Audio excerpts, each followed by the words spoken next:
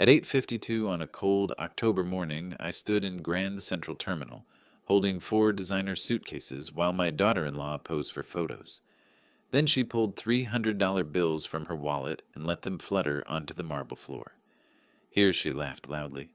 A tip for carrying our bags. Maybe buy yourself some decent clothes. My son stood beside her, and when he finally spoke, what he said was worse than silence. I looked down at the money, then at the navy sweater my late wife had given me before she died. 11 seconds later, I touched my phone. What happened next revealed a secret that had been buried for 3 years and changed everything. This story starts quietly, but it won't leave you unchanged. Before we begin, drop a quick comment. Have you ever had to stand up to someone close to you? Just yes or no is fine. Your perspective might be exactly what someone else needs today. Quick note, some details have been adjusted for storytelling. What matters most is the lesson this carries. At 4 in the morning, the house on Maple Ridge still smelled like her, and I was about to wear the navy sweater one last time as a weapon. The master bedroom held Ruth's perfume in the pillows 3 years gone, and lavender still lingered in the fabric, like a promise refusing to fade. I slipped on the unfashionable navy wool sweater she'd bought me our last winter together, the one with the 2 long sleeves and the collar that never sat quite right. At 60 years old, I looked every bit the unassuming country gentleman from Greenwich my enemies believed me to be. That was precisely the point. I crossed to the wardrobe and pressed the panel behind Ruth's side. Her dresses still hung there untouched, and the false backing swung open. Inside rested a thick accordion folder, manila and ordinary, containing 8 months of meticulously organized evidence, bank statements, shell company registrations, notarized affidavits, forensic accounting reports, witness depositions. I touched the edge of the folder the way a soldier touches a comrade's shoulder before battle. This was not grief. This was warfare. Ruth Caldwell had been gone 3 years, but her wisdom lived in the fabric-bound journal hidden beside the folder. She'd written on the final page in her small, deliberate handwriting, "Silence is not patience. Sometimes it is just fear wearing a more dignified coat." I'd read that line 200 times in the months since I'd finally opened the journal. It took me 2 years and 4 months to understand she was right. I closed the compartment, left the folder where it was, I wouldn't need it until later, and descended the stairs in the pre-dawn darkness. The house creaked its familiar language around me, every sound a memory. Silas had learned to walk on these floors. Ruth had planted the garden visible through the kitchen window. I'd built Caldwell Wellness Group from a single-day spa in Stamford to a 47-location luxury resort chain worth $180 million, and somehow I'd never noticed the moment my son stopped looking me in the eye. "Eleanor," I whispered to the darkened house using the name Ruth, and I had given the walls when we'd first moved in. "I'll be back before dark." It was not an ordinary promise. I locked the door behind me and drove south on A95 as the sun broke over Connecticut's autumn landscape. Gas station coffee. Talk radio I didn't hear. 4 hours with my hands steady on the wheel and my mind running through the choreography I'd designed with the precision Ruth used to apply to her product formulations, organic ingredients, ethical sourcing care in every detail. She'd built something real. They'd corrupted it. Today I would begin setting it right. Grand Central Terminal's Vanderbilt Hall opened before me at 8:47 in the morning like a stage I'd deliberately chosen. Soaring ceilings, marble floors worn smooth by a century of footsteps, morning light slanting through arched windows illuminating hundreds of travelers moving through their ordinary Mondays. While I stood sweating in Ruth's navy sweater, my arms weighed down by 4 massive designer suitcases and a shopping bag full of toys for grandchildren I was no longer permitted to see unsupervised. 20 feet ahead, Leora Greer stood in flawless white Chanel, holding an iced latte in one manicured hand and her phone in the other. At 32, she was everything the algorithm rewarded: beautiful, aspirational, utterly hollow. Her 2 assistants flanked her like attendants, one adjusting, lighting the other, snapping photos while Leora posed with the casual elegance of someone who'd spent a decade commodifying her own face for 2.3 million followers. I could see her phone screen from where I stood, luggage handles cutting into my palms, The caption draft read, VIP family getaway, proud of everything I've built for this family. She had built nothing. She had married my son, stolen my wife's company, and performed gratitude like a part in a play. When had taking care of myself and dressing sensibly become something to mock? I used to ask myself that question every time Leora's eyes slid over my comfortable shoes, my practical clothing, my refusal to perform wealth the way she demanded. But I'd stopped asking 6 months ago, the day I hired Denise Frost, and began documenting every transaction, every shell company, every lie Leora had woven through the business Ruth had built with her own hands. Silas stood nearby, 35 years old, and dressed in expensive corporate attire that had replaced the jeans and flannel shirts he'd worn when Ruth was alive. My son, my only child. His eyes stayed fixed on his phone screen, scrolling through something I couldn't see, his jaw tight, in the way that meant he knew exactly what was happening and had chosen to pretend he didn't. 3 years of this. 3 years of watching him choose her over everything his mother had taught him. Neither of them reached for a single bag. Neither of them acknowledged I was there. The marble floor was unforgiving beneath my feet, and the navy sweater had started to itch, the way wool does when you've been standing too long in an overheated terminal. I watched Leora laugh at something her assistant said, watched her toss her hair for the camera, watched her take another sip of her $7 latte, while I stood holding her luggage like hired help. I had stood like this countless times before the bag carrier, the funder, the invisible old man who paid for everything and received nothing but contempt in return, the grandfather who was useful for his money and his silence, the widower who was supposed to fade gracefully into irrelevance so the young and beautiful could inherit the empire without the inconvenience of gratitude. But today would be different. Leora lowered her phone and finally noticed me approaching. The corner of her mouth twitched upward into that condescending smirk, the expression I'd witnessed hundreds of times over 3 years, the look that said she knew exactly how powerless I was, how completely she'd won. It was the same expression she'd worn at Ruth's funeral, when she'd suggested in front of mourners that perhaps it was time for me to step back from operational decisions at the company my wife had built. But today, for the first time in my life, I was no longer afraid of it. What happened next took less than 4 minutes, and I have replayed it many times, since not with anger, but with clarity. Leora closed the distance between us in 3 sharp clicks of her designer heels against marble. She thrust her heavy Hermes bag directly at my chest, without making eye contact, the leather hitting hard enough that I had to shift my weight to catch it. "Hold this," she said, her voice carrying across the terminal the way performers project to audiences. "What took you so long? Do you know how much 1 minute of my time costs in follower engagement?" I held the bag, said nothing. The suitcase handles were already cutting circulation to my fingers, and now her purse added another 8 pounds to the equation. Around us, morning commuters flowed past like water around stones most absorbed in their own trajectories, a few beginning to notice the small drama unfolding in Vanderbilt Hall's center.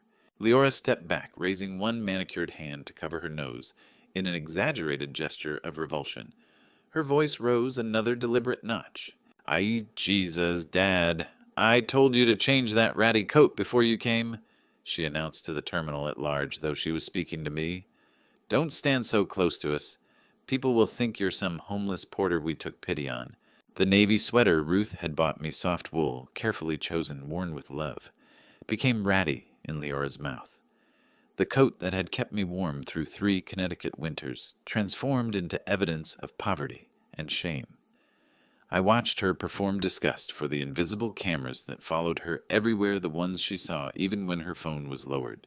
I still said nothing. Silas shifted his weight beside her, his expensive shoes, Italian leather I'd paid for them last Christmas, squeaking slightly against the polished floor. He didn't look at me, hadn't looked at me since I'd arrived. His eyes stayed fixed on his phone screen, scrolling through a feed more important than his father's face. "She's right, Dad," he muttered, loud enough to be heard, but quiet enough to pretend he was trying not to be. "You look like you came in from the countryside. Our compartment has business partners today. You'd really embarrass us in first class. Maybe just ride coach." There it was, the 3rd year of choosing her, the 3rd year of pretending not to see what she was doing to the company his mother had built, to the family she'd protected, to the father who'd taught him to ride a bicycle and helped him through organic chemistry and stood beside him at his wedding, even when every instinct screamed to object. A woman nearby gasped, her hand flying to cover her mouth. An elderly gentleman stopped mid-stride, took in the scene. The young woman in white Chanel, the older man in the navy sweater, holding 4 suitcases and a shopping bag, the pile of designer luggage at his feet, and shook his head slowly in disgust. Not at me, at them. I did not bend down to retrieve the dignity they were trying to scatter on the floor. I simply stood there, arms aching, watching my son avoid my eyes. Leora opened her wallet with deliberate slowness, the kind of theatrical gestures she'd perfected for her content. She extracted 3 crisp $100 bills, held them up briefly so the light caught them, then released her fingers. The bills floated down in that peculiar way. Paper money falls tumbling, spinning landings scattered across Grand Central Terminal's polished marble floor. There, she said, her smile sharp and bright as broken glass. Tips for carrying the bags from the parking lot. Buy yourself something decent to wear. Take a later train. The silence that followed lasted perhaps 3 seconds. In that silence, I made a choice Ruth would have understood immediately. I set down her Hermes bag carefully, then the first designer suitcase, then the second, then the third, then the fourth, then the shopping bag full of toys for grandchildren whose faces I saw only on Leora's Instagram feed, carefully curated, monetized, filtered into content. I straightened slowly, feeling my spine decompress vertebra by vertebra. A faint smile traced my lips. Not joy, not triumph, just recognition of a door closing and another opening. I turned and walked away from them. 60 feet to the ticketing counter. I counted 53 steps. Behind me I heard Leora's voice rise in pitch. Where are you? Are you serious right now? Get back here. I kept walking. At the marble ticketing counter I pulled out my phone. Not the newest model. Not the thinnest design, just the reliable device that held access to everything that actually mattered. I opened the Caldwell Wellness Group corporate account application, navigated through 3 security screens, found the subsidiary card section, located Leora Greer, VIP, Access Unlimited. My thumb hovered over suspend card for perhaps half a second. 11 seconds total. My hand did not shake. My finger did not hesitate. The screen flashed confirmation. Card status suspended. User will be notified of next attempted transaction. I slid the phone back into my pocket and looked up at the ticketing agent, a woman in her 40s with kind eyes, and the professional courtesy that comes from years of seeing humanity at its best and worst pass through this terminal. Good morning, I said quietly. She scanned my boarding pass, and I watched her eyebrows rise slightly as the presidential suite designation appeared on her screen. Her polished smile widened with genuine warmth. Welcome back, Mr. Caldwell, she said, her voice carrying the kind of respect Leora would never understand, couldn't be purchased or performed. Presidential suite, car number 3, first door on your left. We're honored to have you traveling with us today. Thank you, I replied. I picked up my single small bag, everything I actually needed, fit in one carry-on, everything else was just weight, and walked toward the platform. Behind me, far across Vanderbilt Hall's expanse, $300 still lay abandoned on the marble floor. Someone would pick it up eventually, someone who needed it more than the woman who'd thrown it there. The train would leave in 6 minutes, and somewhere behind me, I knew a card reader was about to deliver a message I'd been waiting 3 years to send. I walked down the jetway toward the presidential suite. My footsteps light my shoulders straight, Ruth's navy sweater warm against my skin. The anger I'd expected to feel never arrived. In its place was something quieter, colder, infinitely more dangerous. Clarity. I was barely settled in my seat when my phone buzzed, not from Leora, but from the Amtrak customer service system, an automated notification that made me set down my coffee very slowly. The presidential suite offered leather seats, the color of aged whiskey, a massive window overlooking the Hudson River's autumn tree line, and enough privacy that a man could spread out the accumulated weight of 3 years without feeling crowded. I read the notification twice. Caldwell Wellness. Group corporate account. Alert primary card ending in 4782. Declined at merchant terminal. Transaction Amtrak. VIP check-in counter. Time 9:03 a.m. Attempt 1 of 3. 3 seconds later, attempt 2 of 3. 5 seconds after that, attempt 3 of 3, declined. The trap had sprung faster than I'd anticipated. Leora hadn't even made it onto the train. My phone rang. Unfamiliar area code. I answered on the second ring. Mr. Caldwell. This is Sarah Cole, Senior Desk Agent with Amtrak VIP Services. I'm calling regarding an administrative issue with your Caldwell Wellness Group Master corporate account. We've received 3 declined transactions, and I wanted to confirm. The card has been intentionally suspended, I said calmly. That is correct. A brief pause. Professional training warring with curiosity. I see, she replied carefully. The other passengers traveling under that group booking are currently inquiring about alternative out-of-pocket payment options. The pricing variance for walk-up VIP accommodations today is quite substantial. That is entirely their decision to make, I said. Thank you. I ended the call and set the phone face up on the small table. Through the window, the Hudson River carried the season's first fallen gold leaves southward. The train had begun moving, pulling away from Penn Station with smooth acceleration. My phone vibrated. Leora's name filled the screen. Her contact photo professional, headshot perfect lighting, calculated smile flashing with each ring. I looked at it for 3 seconds. Then I flipped the phone face down. The vibration continued muffled against the leather armrest. I picked up my coffee and took a long, slow sip. Colombian dark roast. Ruth used to say coffee tasted better when you weren't drinking it in anger. She was right about that. The phone stopped vibrating. 30 seconds of silence. Then it started again. I did not answer. Across from me, a man in his mid-60s lowered his Wall Street Journal and studied my continuously vibrating phone with practiced observation. He wore a tailored charcoal suit, no tie, wire-rimmed glasses catching the morning light. His face held the weathered authority of someone who'd spent a career making decisions other people had to live with. Bad news, he asked, his voice carrying the slight rasp of age and expensive whiskey. The opposite, I replied. A low chuckle escaped him. He folded his newspaper with deliberate precision and set it aside. Vernon Sinclair, he said, extending his hand. Last name, first handshake firm. No unnecessary words. The introduction of a man from a generation that valued efficiency. Jasper Caldwell. I replied, meeting his grip with equal pressure. Pleasure, he said, settling back. His eyes flicked to my phone, vibrating for the 5th time. Someone's persistent. Someone's discovering consequences, I said quietly. Another small smile crossed his face. He picked up his coffee, black, no sugar, and we sat in comfortable silence while autumn landscape blurred past. The kind of silence that exists between strangers who recognize something familiar in each other. My phone vibrated again. 6th time, 7th, 8th. Vernon's eyes caught the name flashing on the screen. His expression shifted from polite curiosity to sharp recognition. His brow furrowed. He set down his coffee with deliberate care. Caldwell, he said slowly, as in the Caldwell Wellness Group. I nodded once. He stared out at the passing river for a long moment, his jaw working as if chewing on a decision. When he turned back, his expression carried the weight of unexpected relevance. And that name on your phone?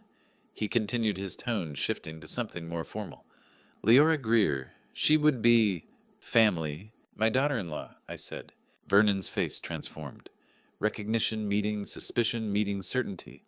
The look of a man watching puzzle pieces fall into place with disturbing clarity. I retired from the federal bench 3 years ago, he said quietly. District of Nevada. 22 years presiding over civil and criminal proceedings. You develop a memory for names, for faces, especially ones connected to cases that left an impression. My coffee had gone cold. I set it down carefully. I think we should talk, Mr. Caldwell. Vernon continued, his voice carrying measured authority. I have some information you may find highly relevant. Information about a woman I knew under a different name, in a very different context. The train swayed gently as it rounded a curve, the Hudson spreading wide to our left. Morning sun turning the water to hammered bronze. My phone had stopped vibrating. The silence felt louder than the ringing had.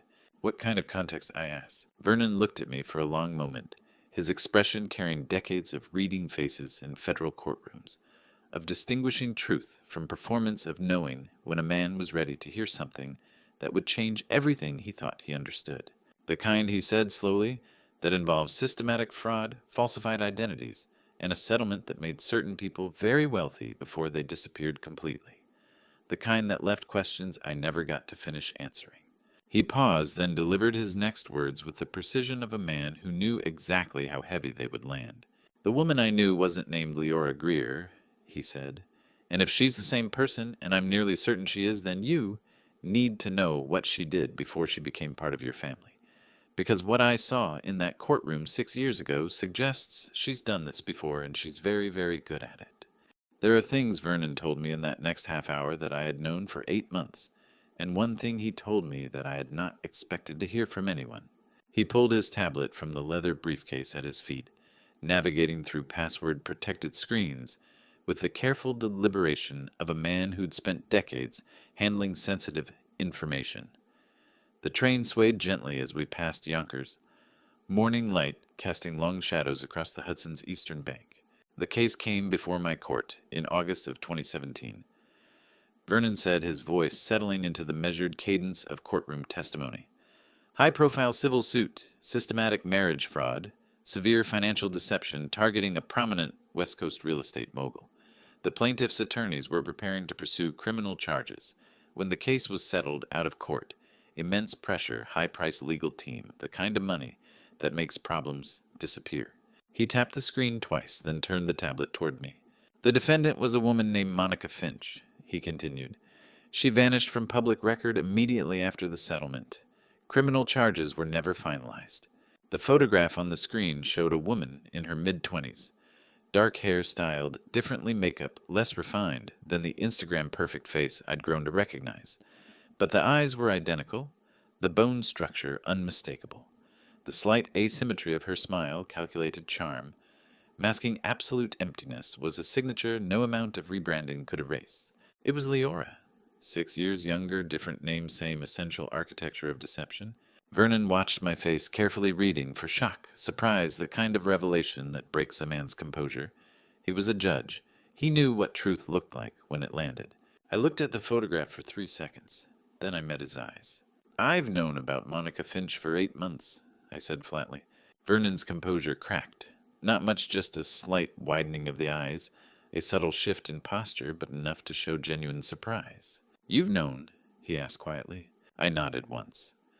"I hired a forensic investigator in February, former FBI.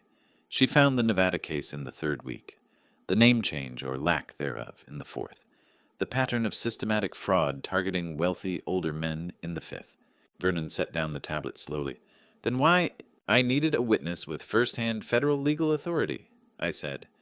"Someone whose professional credibility could never be challenged in a court of law. Someone who'd seen her operate, who could testify not from investigation, but from direct judicial experience." I paused, letting the weight of coincidence settle between us. "I've been waiting for the right person to cross my path," I continued. "I didn't expect it to happen on a train to Albany, but Ruth used to say that preparation looks like luck to people who weren't paying attention." Vernon leaned back in his seat, studying me with the kind of reassessment that comes when you realize the person across from you has been playing a different game than you assumed. "Your wife," he said carefully. "Ruth. She knew." The Hudson River stretched wide to our left, carrying morning light on its surface like scattered coins. I looked out at the passing wilderness, red maples, golden birch, the season's slow transformation from abundance to dormancy. "She knew before I did," I said quietly. "August 2020. 3 weeks before Ruth died." The memory arrived with the clarity of trauma, not the explosive kind, but the slow erosion of watching someone you love fade by increments while pretending everything was survivable. The master bedroom bathed in soft amber light from the bedside lamp. Ruth physically diminished by illness, yet her eyes exceptionally sharp, lucid in the way people sometimes become when they're running out of time to waste on anything but truth. She'd slipped the small fabric-bound blue journal into my hands. Navy cover, Ruth's careful handwriting, filling pages I couldn't bring myself to read while she was still breathing. I kept a diary. She'd whispered, her grip surprisingly firm around my wrist. 18 months. Everything I noticed. Leora's late-night phone conversations. Silas's signature on corporate checks he never mentioned. That attorney Clifford, arriving at the estate whenever Silas was away on business. Her breathing had been labored, each word costing something she couldn't afford but spent anyway. "Don't act yet," she'd continued. "Wait until the full picture is undeniable. Protect Silas. Protect our grandchildren. Build the case the way that can't be undone by expensive lawyers or public sympathy." I'd kept that journal locked in the wardrobe compartment for 3 years, never showed the contents to a single living soul. Only began orchestrating my countermove 8 months ago, adhering strictly to Ruth's precise instructions. Wait until the trap is fully visible. Document everything. Find the pattern. Protect what matters. How do you explain to someone that your wife saw the trap before you did? That she spent her final weeks building the case you'd need after she was gone? That her last act of love wasn't comfort or forgiveness, but a roadmap through the wreckage she knew was coming? I looked back at Vernon, who was waiting with the infinite patience of a man who'd spent 22 years listening to testimony. "She left me a roadmap," I said simply. "I've been following it step by step." Vernon absorbed this in silence.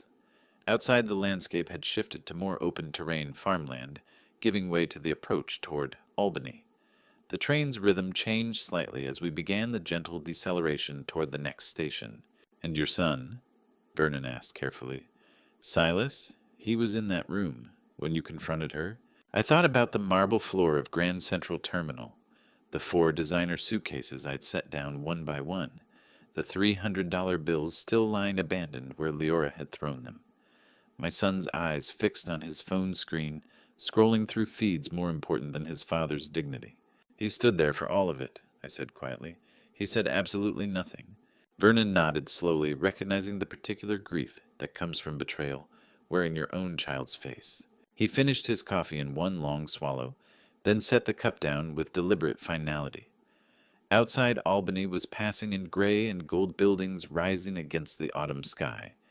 He reached into his briefcase and produced an envelope I had not expected, standard white business size, slightly wrinkled from travel.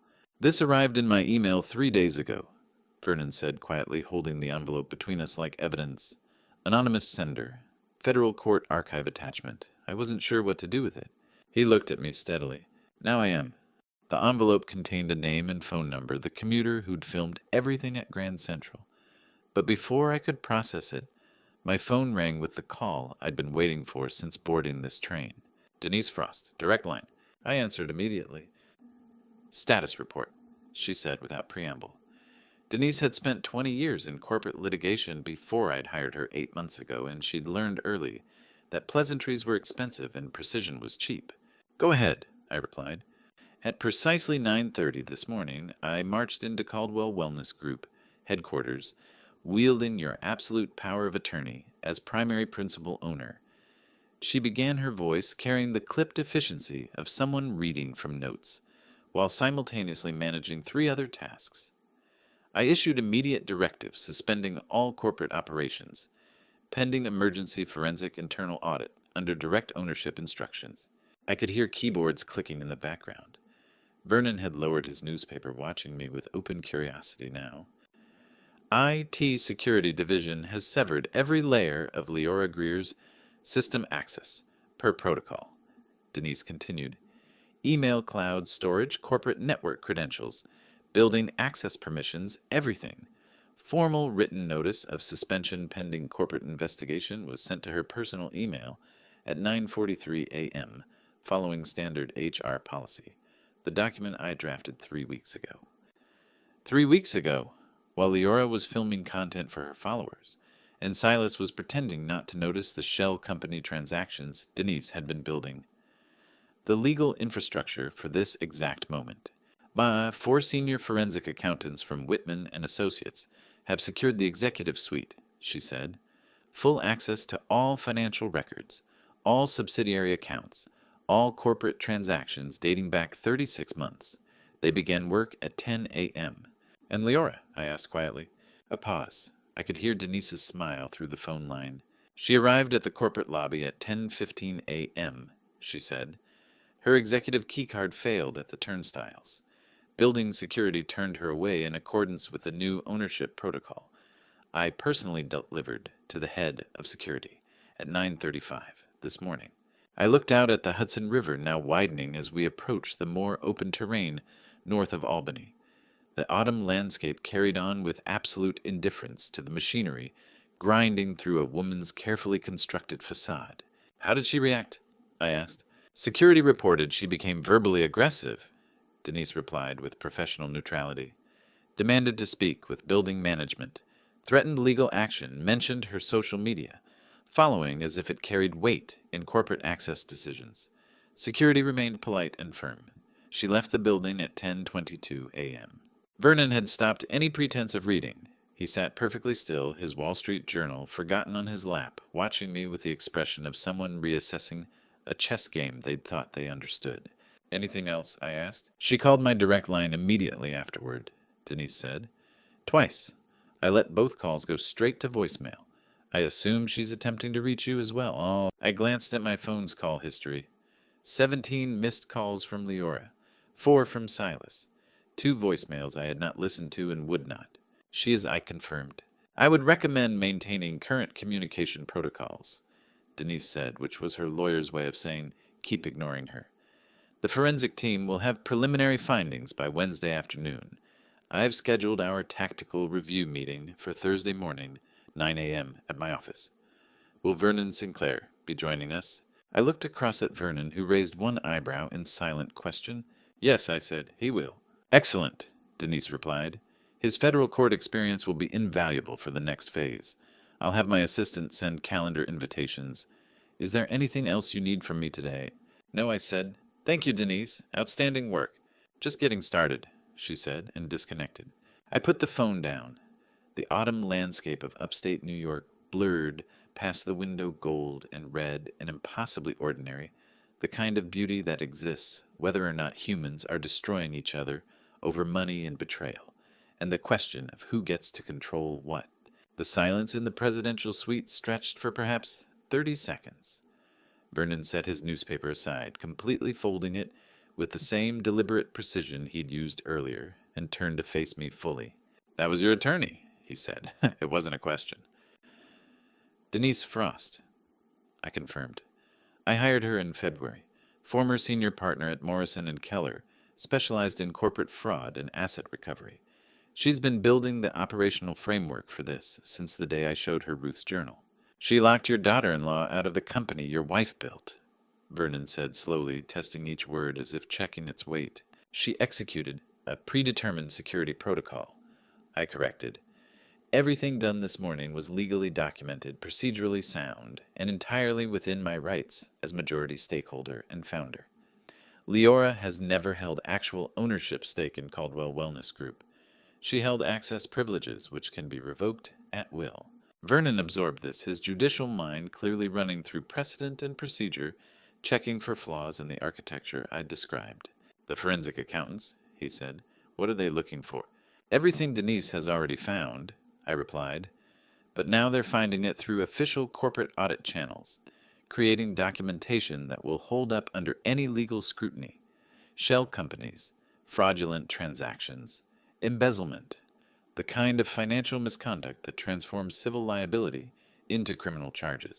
The train had begun climbing into higher elevation the Hudson River, falling away behind us as we entered the long approach toward the Adirondacks. Trees pressed closer to the tracks, the autumn colors more intense here, less touched by human development. Vernon looked at me for a long moment, not with judgment exactly, more like recognition, the look of one strategist acknowledging another. You didn't just plan revenge, he said quietly. You built a synchronized legal machine. Ruth built it, I corrected. I'm just following the blueprint. The train crossed into the deeper wilderness of the Adirondacks, and the cellular signal dropped completely, leaving us in profound silence.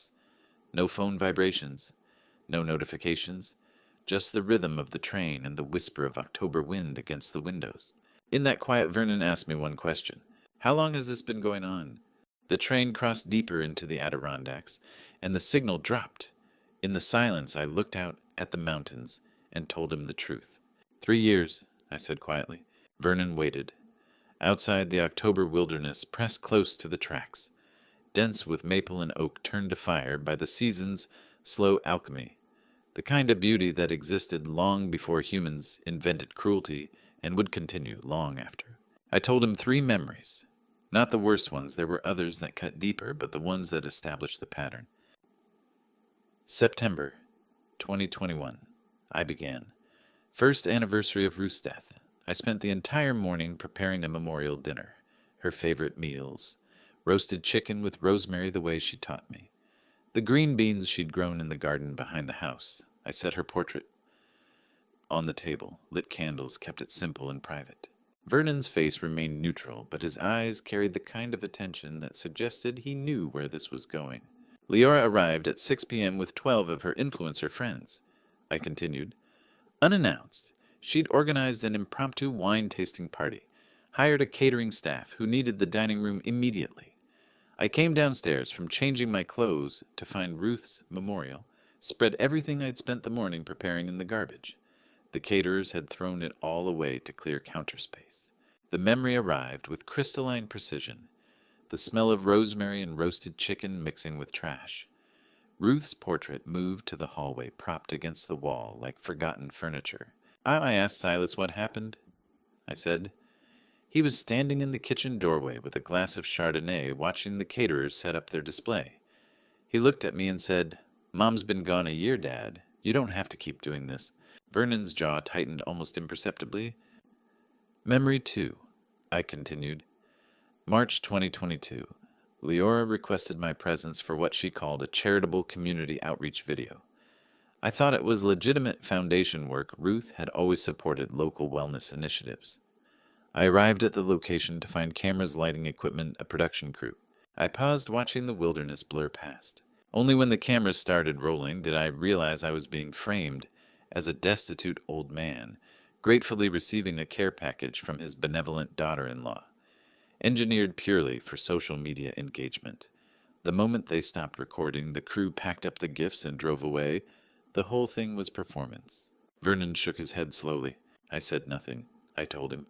But that afternoon I began keeping score. And the third? Vernon asked quietly. June 2022, I said. Leora announced the master bedroom. The bedroom Ruth and I had shared for 30 years was required as a primary streaming studio. Superior natural light, she said. Better acoustics. She had contractors install professional lighting rigs, soundproofing panels, camera equipment mounted to the walls. I could still feel the weight of Ruth's pillow in my arms, carrying it down 2 flights of stairs to the basement utility room that became my new quarters. Windowless, small, smelling faintly of detergent and old paint. I was reallocated to the basement, I said flatly. I packed my belongings myself. Vernon said nothing for a long time. He just looked at me the way a man looks at evidence he wishes didn't exist. And your son? He asked finally. I looked out at the passing wilderness, the endless trees carrying their seasonal transformation with absolute indifference to human grief. He stood in the room for all 3, I said quietly. He said absolutely nothing. The silence stretched between us, filled only by the rhythm of the train and the whisper of wind against glass. Vernon reached into his briefcase and produced his tablet again, navigating through several screens before turning it toward me. This arrived in my email yesterday, he said. Anonymous sender. Subject line, evidence you should see. The video began playing automatically. 47 seconds of high-angle footage shot from somewhere near the Vanderbilt Hall ceiling. 4K resolution, crystal clear. Time-stamped 8:52 a.m. this morning.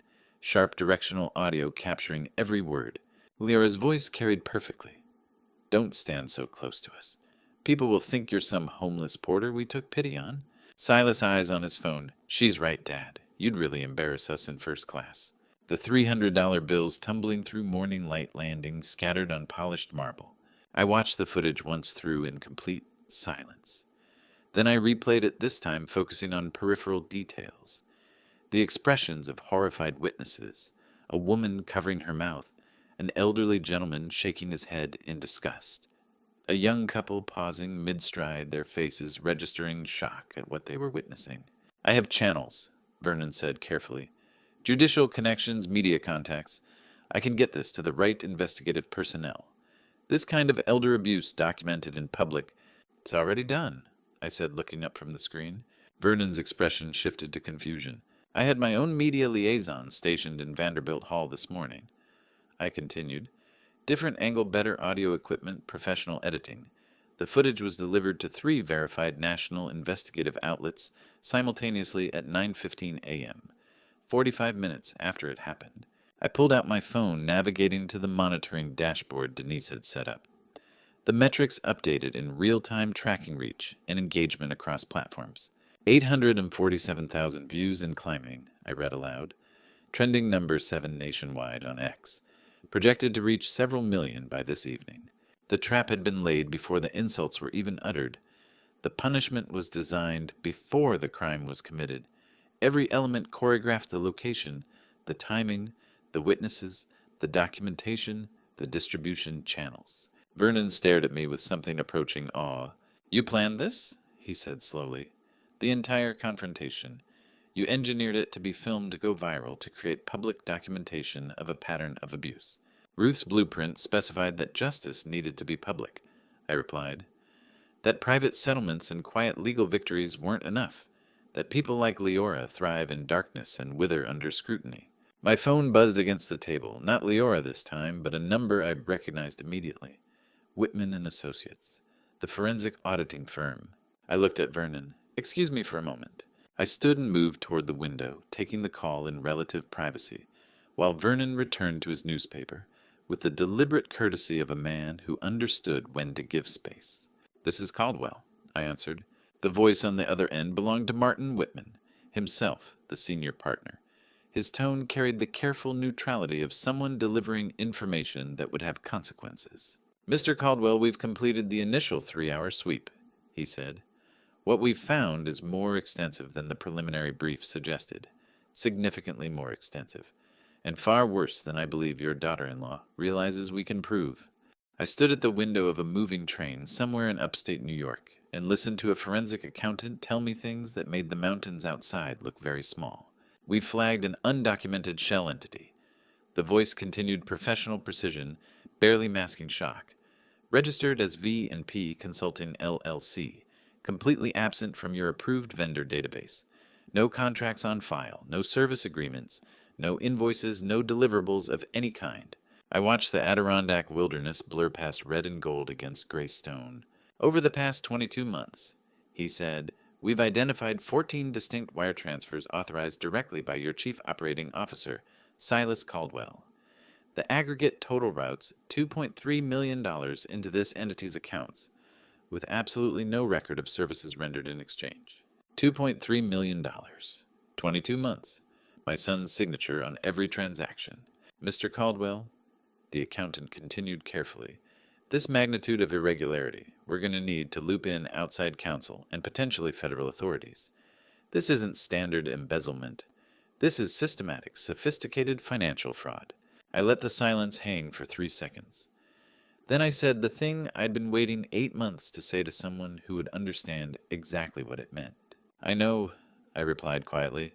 I already made that call 3 months ago. Stunned silence filled the line. You've known? He asked finally. How long have you known? Long enough, I said. I ended the call and stood at the window for another minute, watching the wilderness carry on with its slow seasonal transformation. Somewhere in Manhattan, Leora was discovering that her executive keycard no longer worked. Somewhere behind me on this same train route, $300 still lay abandoned on Grand Central's marble floor. And somewhere in a federal building I'd visited in July, agents were finalizing warrants based on information I'd been feeding them for 90 days. Ruth had been right. Silence wasn't patience. Sometimes it was just fear, and sometimes it was strategy. When I sat back down, Vernon looked at my face and didn't ask what had been said. Instead, he asked something I hadn't thought about in a long time. Do you have anyone you trust completely in all of this? He said quietly. I thought about Denise executing power of attorney with surgical precision, about the forensic team documenting evidence that would hold up in federal court, about Ruth's journal written in her final weeks with hands that shook from illness but never from doubt. Yes, I said, the people who matter. Vernon nodded slowly and returned to his newspaper. I stood again, suddenly needing movement, needing to be somewhere other than sitting still with the weight of what was unfolding.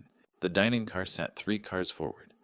I made my way through the connector corridors, the train swaying gently beneath my feet until I reached the small restaurant space, with its white tablecloths and windows overlooking what I thought might be Lake Champlain in the distance. Only one seat remained available, a small corner table, where a woman with elegantly cropped silver hair sat sketching detailed architectural lines onto graph paper beside a cup of tea. She looked up as I approached, took in the crowded car, and gestured to the empty chair with the kind of practiced courtesy that suggested she traveled often and understood the unspoken rules of shared space. "Please," she said simply. "Thank you," I replied, settling into the seat. We sat in comfortable silence for several minutes. She continued sketching. I ordered coffee from the attendant and watched the landscape transform as we climbed into higher elevation. No awkward small talk, no forced conversation, just two people sharing a table out of spatial necessity. Then she glanced at my hands resting on the table, calloused, bearing faint scars from the years before Caldwell Wellness Group became an empire back when Ruth and I had renovated our first spa location ourselves, learning plumbing and electrical work because we couldn't afford to hire contractors. "You've done real physical work before," she observed. "Not just corporate desk work." I smiled faintly. "A long time ago, before I knew any better." "The best work is always before we know better," she said, returning to her sketch. I shifted my eyes to the graph paper. A modest cottage taking shape in precise architectural detail, positioned on what looked like lakefront property, simple and beautifully realized, possessing the quality of fond memory rather than cold blueprint. Small enough to be intimate, solid enough to last. "Who is the design for?" I asked. She looked down at the sketch, and something in her expression softened. "For myself," she said quietly. "It's the first time in over 20 years I've designed something entirely for myself." The cottage in her sketch looked like peace felt small enough to hold solid enough to last. "I'm Iris Whitfield," she added, extending her hand across the small table. "Architectural designer, mostly high-end commercial spaces for people with more money than taste. But this," she gestured to the cottage sketch, "this is different." "Jasper Caldwell," I replied, meeting her grip. Her handshake was firm, direct, the kind that came from decades of presenting designs to skeptical clients, and holding her ground. "Caldwell," she repeated thoughtfully. "Why does that name sound familiar?" "Wellness spas," I said. "Luxury resorts, 47 locations." "And you're designing something for yourself, too," she observed, not quite a question. I looked out at Lake Champlain spreading silver in the afternoon light. "In a manner of speaking," I said. We sat together for another 20 minutes, mostly in silence. Comfortable, profound, devoid of the awkwardness that usually accompanies strangers sharing space. She sketched. I drank coffee that tasted better than it had any right to on a train. We'd both recognized something fundamental in each other without needing to dissect it. Before I returned to my compartment, she said one more thing offhand, almost to herself, that I found myself thinking about for the rest of the journey. "Sometimes the hardest thing to design isn't a building," Iris said quietly, her pencil pausing over the lakefront cottage. "It's permission to start over." I didn't know how to tell her I was in the middle of doing exactly that. Instead, I thanked her for sharing the table stood and made my way back through the swaying corridors, toward Vernon and the presidential suite, and the phone that would not stop carrying news of the machinery I'd set in motion. By the time I sat back down, it was ringing again. At 2:15 p.m., as the train crossed back into Vermont, I made the call I had been putting off all day. Not because I was afraid, but because once you make that call, the clock starts running for everyone. The number connected on the second ring. Special Agent Rebecca Torres, Financial Crimes. "Division," the voice answered with the controlled precision of someone who had spent 90 days building an airtight federal case. "This is Jasper Caldwell," I said quietly. "We spoke in July." A brief pause. I could hear her shifting, could imagine her closing an office door, pulling up encrypted files on a screen I'd never see. "Mr. Caldwell," she replied, her tone warming by perhaps 2 degrees. "We saw the footage trending online this morning. 800,000 views last I checked. I assume the timing of today's audit was entirely deliberate. The independent forensic firm officially verified the deviation this morning." I confirmed. "I'm securely uploading their complete preliminary report to your server now." I heard keystrokes on her end. "Received," she said after a moment. V&P Consulting LLC. 14 wire transfers over 22 months. $2.3 million. Zero documented services rendered. Your COO's signature authorizing every transaction. She stated it without judgment, just facts arranged in the order that would eventually appear in federal indictments.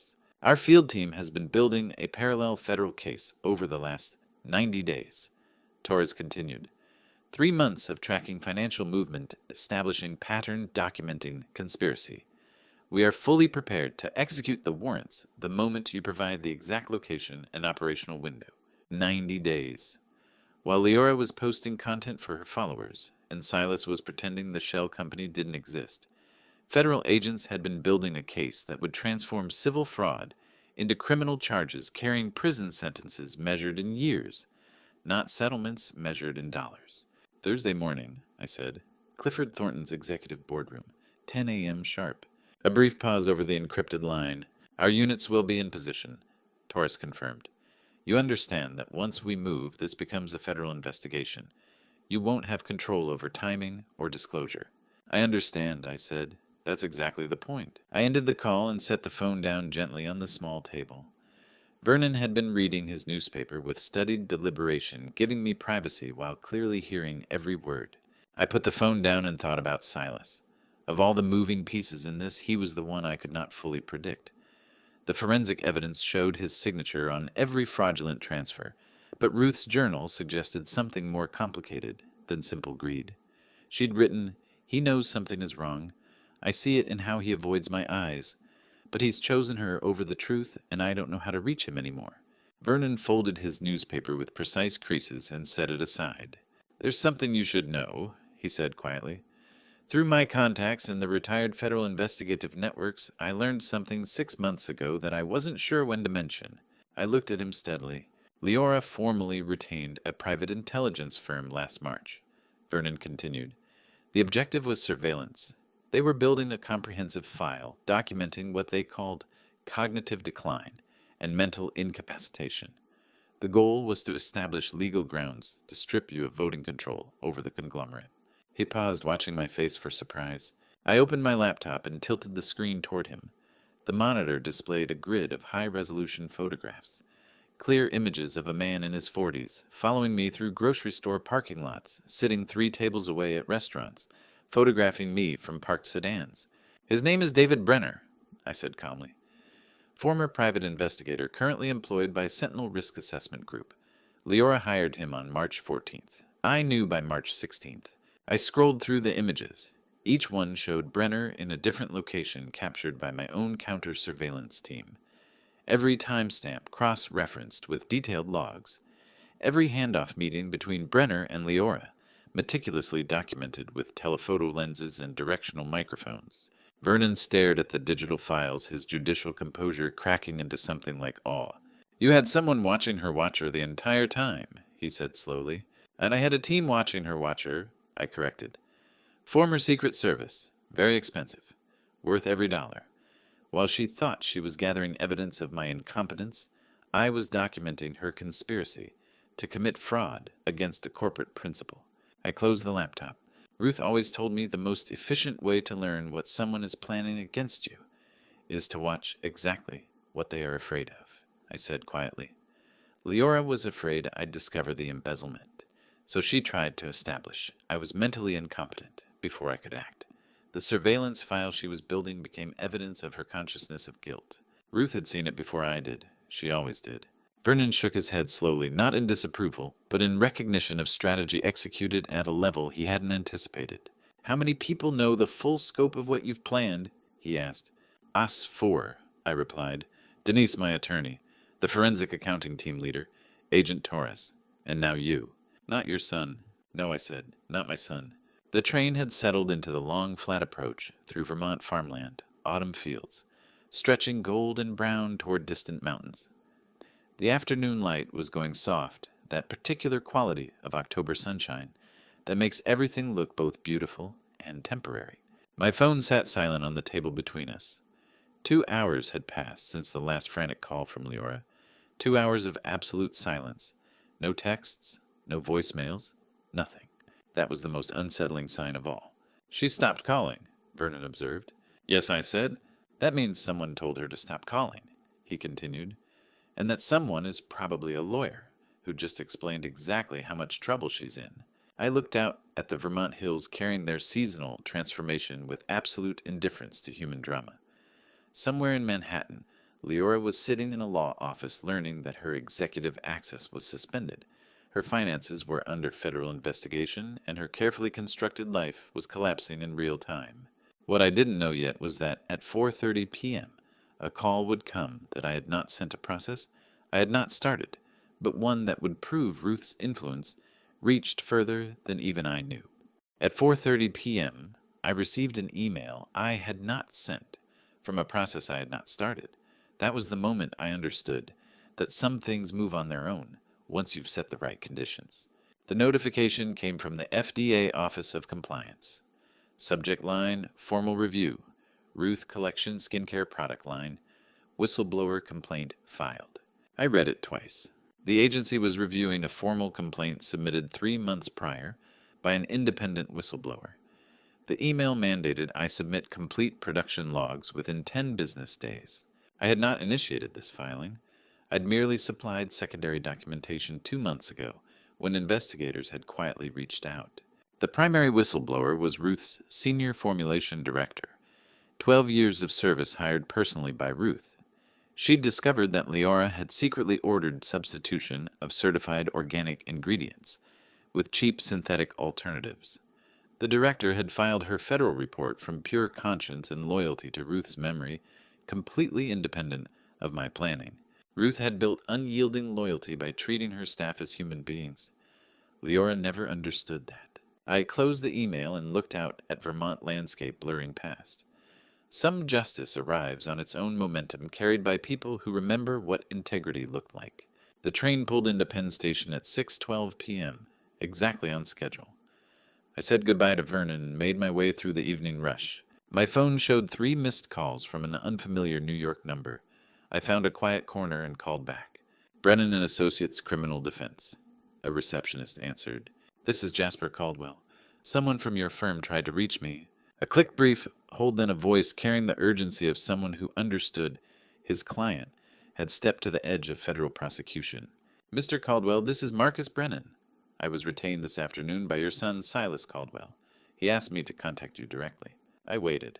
Silas desires to fully cooperate with your forensic auditing team. Brennan continued. He's prepared to turn over every piece of corporate paperwork he signed under Leora Greer's direction. Furthermore, my office is in communication with the Department of Justice finalizing a formal cooperation agreement, positioning Silas as a cooperating witness rather than a target. I watched the evening crowd flow past thousands having ordinary Mondays, unaware that somewhere in this same station, a father was hearing his son ask for help. Is this step his own decision? I asked carefully, or yours? Completely. His, Brennan replied. He initiated contact this morning at 9:47 a.m., well before the video crossed into multi-million views. He knew what was coming, Mr. Caldwell, and he made his choice. I looked out across Penn Station's vast expanse. Tell him I will call his personal line tonight, I said. I walked out into the October evening. The car service was waiting. 4 hours later, I unlocked my front door at 10:30 p.m. and stepped into the quiet hall. I set my bag down and stood in the familiar darkness, letting the day settle. Then I pulled out my phone and dialed Silas's number. For the first time in 3 years, he answered before the first ring finished. Dad, he said. Just that single word delivered in the tone of a child who had finally found his way out of a dark wood. I didn't ask about Leora, didn't mention the viral video, didn't dissect the shell company. Your attorney reached out to me, I said simply. I know what you're doing. It's the right decision. Silas remained silent for a long beat. When he spoke, his voice was thick. I went into the office safe today, Dad. The one Ruth left specifically to me. I found a small blue notebook. I closed my eyes. I know about the notebook, son, I said quietly. She left one for me as well. Another pause. Why didn't you show this to me sooner? He asked softly. Because she asked me not to, I replied. Not until you were entirely ready to open your eyes and see it for yourself. The house on Maple Ridge was dark, except for the single lamp I'd left on in the study, like Ruth had always done, leaving light for me to find my way home. Then I went to Ruth's writing desk and opened the drawer I hadn't opened since the night she died.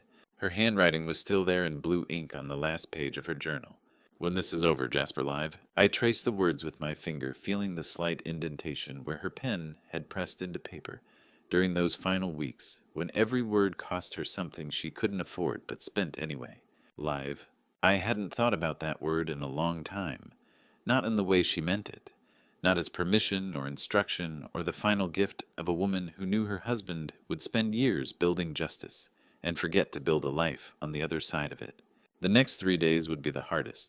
Not because of what I had to do, but because I had to wait while everything I'd set in motion converged on Thursday morning at 10 o'clock in a boardroom with federal agents executing warrants that would transform 3 years of grief into something that looked like closure. The next 3 days had the quality of the last hours before a storm, the air too still, the light too clear, everything in its right place for the last time. October 10th. I drove into Manhattan to meet Denise at her law office, a corner suite on the 42nd floor, with windows overlooking the city that never quite stopped moving. She had the files spread across her conference table in precise rows, each stack representing a different front in the battle that would converge Thursday morning. Legal front. She began tapping the first stack. The prenuptial agreement was signed under the name Monica Finch. There is no legal documentation of a name change petition filed anywhere in the United States. Under New York domestic relations law, the contract is null and void. She moved to the second stack. The purported amended will 3 independent forensic handwriting analysts have issued unanimous reports confirming outright forgery. The document was processed through an outside notary public who was entirely blind to the fraud. Attorney Clifford Thornton remains fully liable for constructing and presenting a document he knew was fraudulent. I listened without interruption. This was the architecture Ruth had envisioned 3 years ago, taking physical form in manila folders and expert testimony. Financial front, Denise continued. Silas officially signed his cooperation agreement with the Department of Justice yesterday after 3 intensive days of verification. The DOJ has confirmed the wire transfers were authorized under deceptive inducement. He was exploited as an administrative tool, not a willing conspirator. She picked up a single sheet of paper, holding it carefully. Federal front. Search and arrest warrants formally signed by Federal Magistrate Judge Morrison. Agent Torres confirms tactical teams are in position. Denise set the paper down and looked at me directly. There's one more thing, she said quietly. Clifford Thornton has booked an international flight to Zurich, departing late Thursday evening. I nodded slowly. I know, I said. That is precisely why we set the meeting for Thursday morning. Denise's expression shifted, not surprise exactly, but the kind of recognition that comes when you realize someone has been thinking 5 moves ahead the entire time. As I was leaving, she said one more thing, almost as an afterthought. Oh, in 20 years of corporate litigation, I have never seen anyone build a case this carefully, she said quietly. Ruth would have approved. I drove back to Greenwich in afternoon traffic, thinking about the 72 hours between this moment and Thursday at 10 a.m. Every piece was in position. Every player knew their role, except the 2 who thought they were writing the script. Tuesday evening, October 13th. My phone buzzed with an email from Denise. Subject line FYI forwarded voicemail. I opened it in my study, the same room where Ruth had written her final instructions, where I'd read her journal for the first time, where everything that mattered had been planned in quiet solitude. The voicemail was from an attorney I'd never heard of before, Gerald Hastings, representing Leora Greer. His voice carried the practiced smoothness of expensive legal counsel. Miss Frost, I represent Ms. Leora Greer in the matter concerning Caldwell Wellness Group Corporate Governance. My client is prepared to attend Thursday's meeting with documentation supporting her substantial equity claims under the existing prenuptial agreement. We anticipate a productive discussion regarding appropriate financial settlement to resolve this matter privately and avoid unnecessary public litigation. Please confirm your client understands the significant reputational exposure a contested proceeding would entail. I played it twice. Then I sat back and dissected Leora's defensive strategy with the clarity of someone who had spent 3 years preparing for exactly this moment. She intended to march into Thursday's session brandishing the prenuptial agreement and the forged amended will. She was operating under the delusion that I would capitulate to a massive financial settlement to suppress public family scandal. She remained completely oblivious to the forensic handwriting analysis that destroyed her forged will. She had no knowledge of Silas's DOJ cooperation status. She was entirely blind to the federal warrants waiting for execution. How do you explain to someone that they've already lost a game they don't even know they're playing? I turned off the audio file and rested my hands on the desk, gazing out into the darkened gardens where distant amber house lights flickered through trees. I thought about Leora for a long moment, not with burning malice, but with profound, heavy exhaustion. She still didn't comprehend.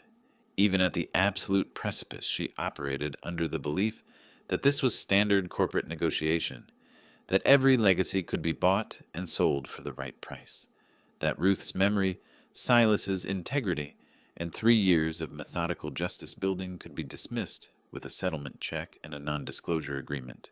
She had never understood what Ruth built, not the company, not the relationships, not the loyalty that came from treating people as human beings, rather than assets to be leveraged. And she would never understand it now. Outside October, wind moved through the maple trees Ruth had planted 20 years ago, the same trees that would still be standing long after Thursday's confrontation became legal history. The same trees that would shade the house whether I lived here alone or found the courage to follow Ruth's final instruction. Live, I picked up my phone and called Silas. Not to discuss strategy or review legal positions, not to coordinate testimony or verify cooperation agreements. I just needed to hear his voice one more time before everything changed. He answered on the first ring.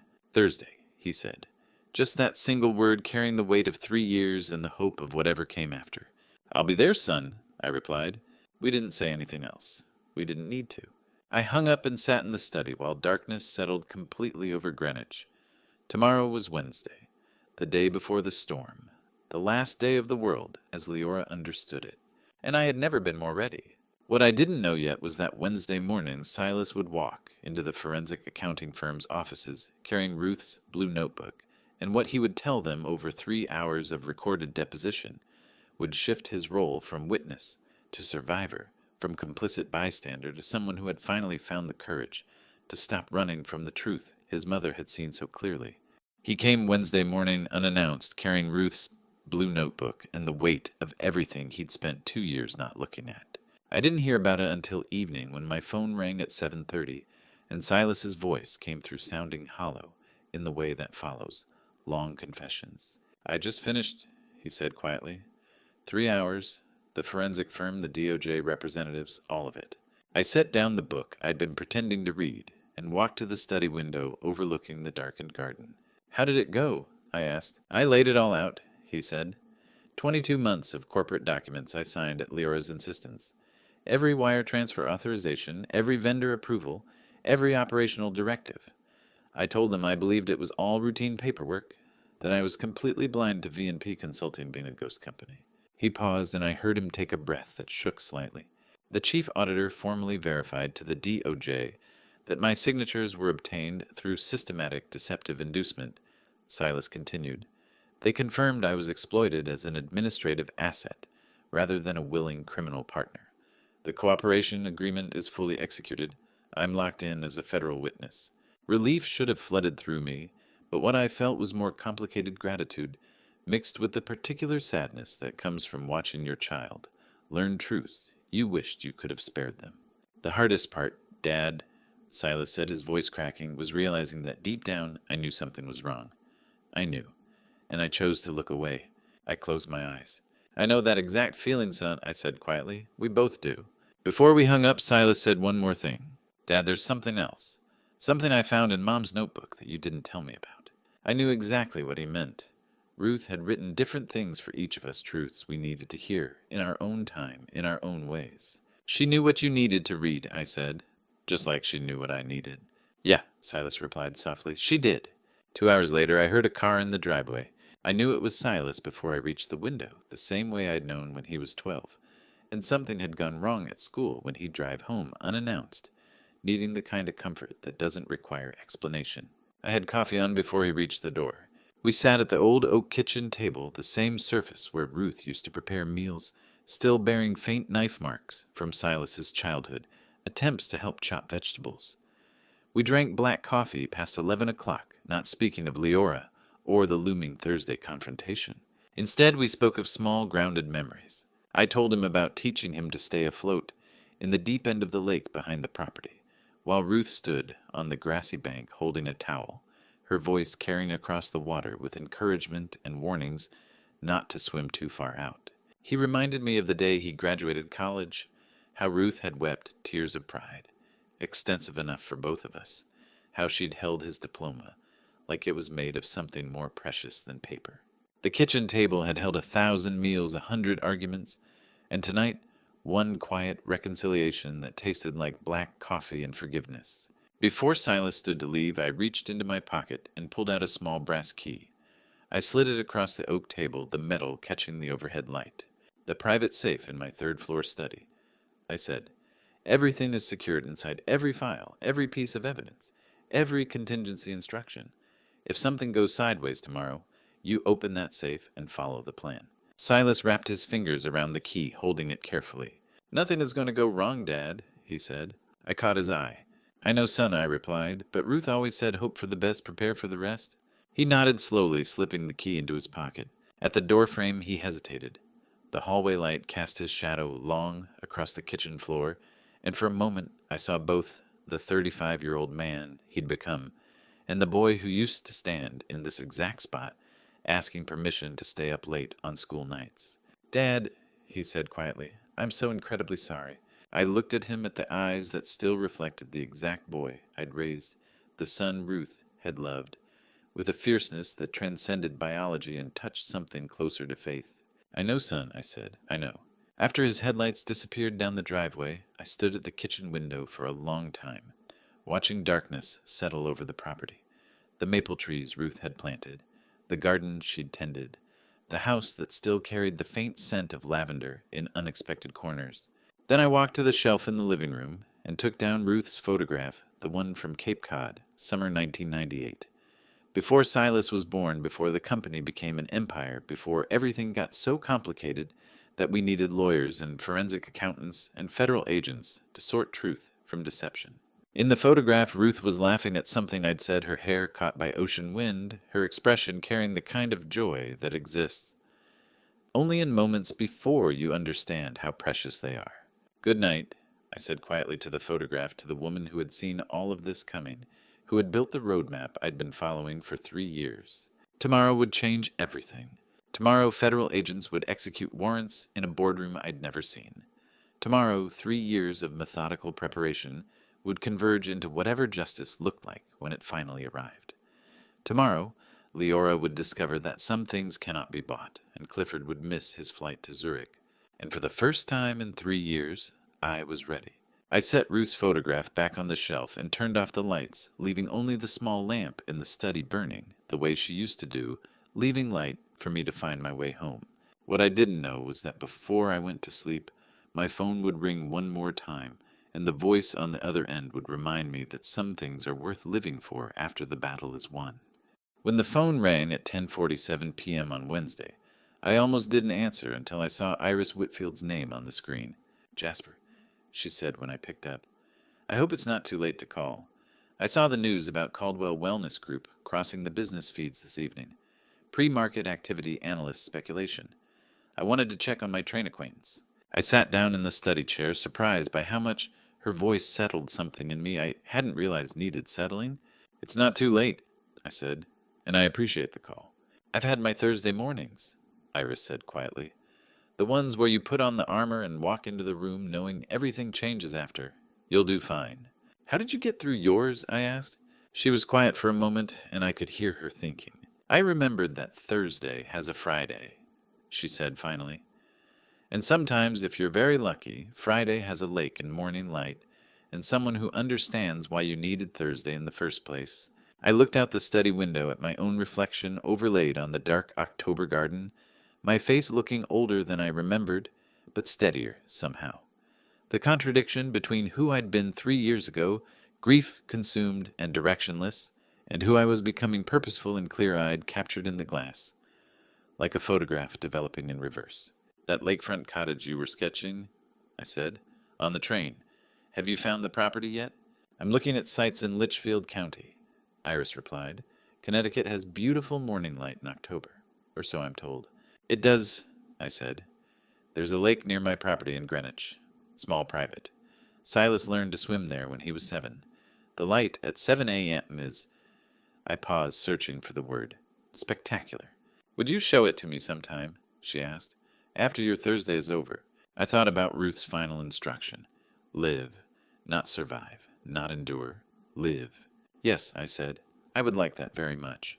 We talked for another 20 minutes about nothing consequential. Architecture, autumn in New England, the particular quality of coffee that tastes better on trains than it has any right to. When we hung up, I sat in the quiet study for a long time, thinking about Friday. I went to bed at midnight and slept dreamlessly for 5 hours. Thursday morning, I woke at 5:30 a.m. to darkness that felt different than other darknesses. Pre-dawn October cold pressed against the windows. I showered, dressed, and stood in front of the closet, looking at the navy cashmere sweater Ruth had bought me. I put it on for the last time as tactical disguise. The sweater fit the same as it had 8 months ago, but I didn't. Something had shifted during the preparation. The quiet, methodical work of becoming ready had transformed the man wearing the clothes. I opened the accordion folder one final time, not to review the evidence, but as ritual. 8 months of documentation, forensic reports, federal cooperation agreements, warrant authorizations, the architecture of justice built one page at a time. Then I took Ruth's photograph from the shelf. Cape Cod summer, 1998. Her hair caught by ocean wind, her expression luminous with the kind of happiness that exists before you understand how temporary everything is, and I slid it into my breast pocket. You always said revenge was just grief with nowhere to go, I said quietly to the photograph. I think I finally understand. This isn't about making them hurt. It's about making sure no one else does. I locked the house and drove south on I-95 as dawn broke over Connecticut. During the drive, I deliberately thought about ordinary moments. Silas's first bicycle red with training wheels. Ruth running alongside him in the driveway until he found his balance. Ruth's garden tomatoes in August, how she'd slice them thick and salt them heavily, and we'd eat them standing at the kitchen counter. Sunday mornings reading the newspaper in comfortable silence while coffee went cold in our cups. A memory surfaced, unbidden. Ruth in the passenger seat. 2019 road trip to Vermont, her hand resting on my knee at a red light. Not dramatic, not momentous, just ordinary. The memory didn't hurt the way it used to. It clarified why today mattered more than the confrontation itself, because protecting what you love sometimes means fighting for it, and sometimes means remembering why it was worth loving in the first place. Grand Central would be crowded at 9:30 a.m., commuters, tourists, people living ordinary Thursdays. I'd been one of them once. My phone buzzed with incoming calls around 7:15 a.m. Clifford Thornton's name flashed on the screen. I let it go to voicemail. It buzzed again at 7:28 a.m., again at 7:43 a.m. 3 urgent messages from the attorney who thought he controlled the narrative. I didn't listen to them. Whatever last-minute legal maneuvering Clifford was attempting, whatever pressure he was trying to apply, whatever deal he thought he could negotiate, in the final hours, it didn't matter. The federal warrants were signed. The cooperation agreements were executed. The forensic evidence was documented beyond dispute. I chose to preserve my calm rather than absorb complications that couldn't change the outcome. I parked 3 blocks from Grand Central Terminal at 8:42 a.m., exactly 48 minutes early, and sat in the silence with Ruth's photograph pressed against my chest through the fabric of the navy sweater. Clifford's voicemails could wait. Whatever had changed in the last 2 hours, I was still walking into that boardroom at 9:30 a.m. Then my phone buzzed again. This time Silas's name filled the screen. I answered immediately. "Dad," he said, his voice tight with urgency. "Don't go in yet. Something's happened. Clifford knows. I don't know how, but he knows about the warrants. His office called my attorney 20 minutes ago trying to negotiate emergency postponement. They're scrambling." I looked out at the morning traffic flowing past my parked car at the ordinary Thursday unfolding for everyone else. "How much does he know?" I asked calmly. "Enough to be afraid," Silas replied, "but not enough to run. Not yet." I checked the time. 8:44 a.m. 46 minutes until the meeting. 46 minutes until federal agents would be in position. Then we proceed exactly as planned, I said. Silas's text said 3 words. She knows. Abort. But I was already stepping into the elevator to the 38th floor when it arrived. I read it once, then slipped the phone back into my pocket. Aborting wasn't an option, not because I was reckless, but because hesitation would give Clifford exactly the hours he needed to move assets, coordinate stories, and disappear to Zurich with everything intact. The warrants were signed. The agents were in position. The only direction left was forward. Clifford's 3 urgent morning calls had already told me everything I needed to know. Leora suspected exposure, which meant proceeding as planned was the only rational choice. The elevator climbed through 38 floors of ordinary Thursday mornings. People having coffee, answering emails, living lives that didn't require federal warrants or forensic accountants, or the careful dismantling of someone else's constructed reality. Denise was waiting in the reception area when I arrived. She looked up from her phone, took in my expression, and nodded once. We'd planned for this possibility. He knows? I said quietly. Good, she replied. Fear makes people predictable. The boardroom was all glass and polished mahogany, floor-to-ceiling windows overlooking Manhattan's Midtown Canyon. Clifford Thornton stood at the head of the table in an expensive suit that suggested authority he no longer actually possessed. Leora sat to his right, in white Chanel, her makeup perfect, her posture suggesting this was just another negotiation she would win through force of will and calculated charm. Silas sat on the opposite side of the table, not beside his wife, beside the empty chair where his father would sit. The spatial shift registered across every face in the room. Clifford's composed mask flickered. Leora's eyes narrowed slightly, recalculating. Jasper Clifford said smoothly, recovering quickly, I appreciate you coming in. We've identified some advisory adjustments that could benefit the entire family. Mutual prosperity, mutual harmony. I sat down slowly. Denise took the chair beside me, opening her briefcase with deliberate precision. The sound of clasps clicking open echoed in the quiet room. Before we discuss adjustments, I said, sliding a thin folder to the center of the table, I have one question for Leora. I looked at her directly. 32 years old. Beautiful. Successful. Built on a foundation of systematic deception that was about to collapse. Do you prefer Monica? I asked quietly. Or should I use your legal name? 3 seconds of absolute silence. Leora's fingers whitened against the mahogany table edge. Manhattan stretched 38 floors below millions of people having ordinary Thursdays, while the woman across from me tried to decide whether to keep lying or cut her losses. I don't know what you're talking about, she said finally, her voice carrying forced confusion. My name is Leora Greer. It's always been Monica Finch, I said. Nevada, 2017. High-profile civil fraud case involving systematic marriage deception. Settled out of court for reasons that had nothing to do with your innocence. Clifford stood abruptly. This is outrageous. Whatever amateur investigation you think you've conducted? Sit down, counselor, Denise said without looking up from her notes. Her voice carried the kind of authority that comes from 20 years of corporate litigation. We're just getting started. Before I tell you what Vernon carried into that boardroom, the document that would destroy Leora's entire fabricated identity, are you still with me? Comment A, if you think she deserves what's coming, or B, if this crosses a line. Please note, some details ahead are dramatized to convey the emotional weight. The lesson is what matters most. The boardroom door opened at 9:12 a.m. Vernon Sinclair entered wearing a navy suit, carrying a leather portfolio, with the careful authority of a man who had spent 22 years presiding over federal courtrooms. He didn't smile, didn't offer pleasantries, simply walked to the empty chair beside me and set his portfolio on the table. Yes, I am Vernon Sinclair, he said, his voice carrying judicial precision. Former federal judge district of Nevada. I possess a certified notarized affidavit concerning the true identity and prior civil fraud history of Monica Finch, currently known as Leora Greer. He placed the document on the table. Official seals, federal court watermarks, the kind of evidence that doesn't disappear when expensive lawyers try to make it. Leora's face had gone pale, not the artful pallor of someone performing shock, but the genuine bloodlessness of someone realizing the trap had already closed. "This is highly irregular," Clifford protested, standing again. "You can't ambush a private family meeting with—" "Sit down," Denise said again, this time looking up to meet his eyes directly. "We have forensic handwriting analysis proving your amended will is a forgery. We have 3 shell company registrations you helped establish. We have bank records from Grand Cayman showing exactly where the embezzled funds went.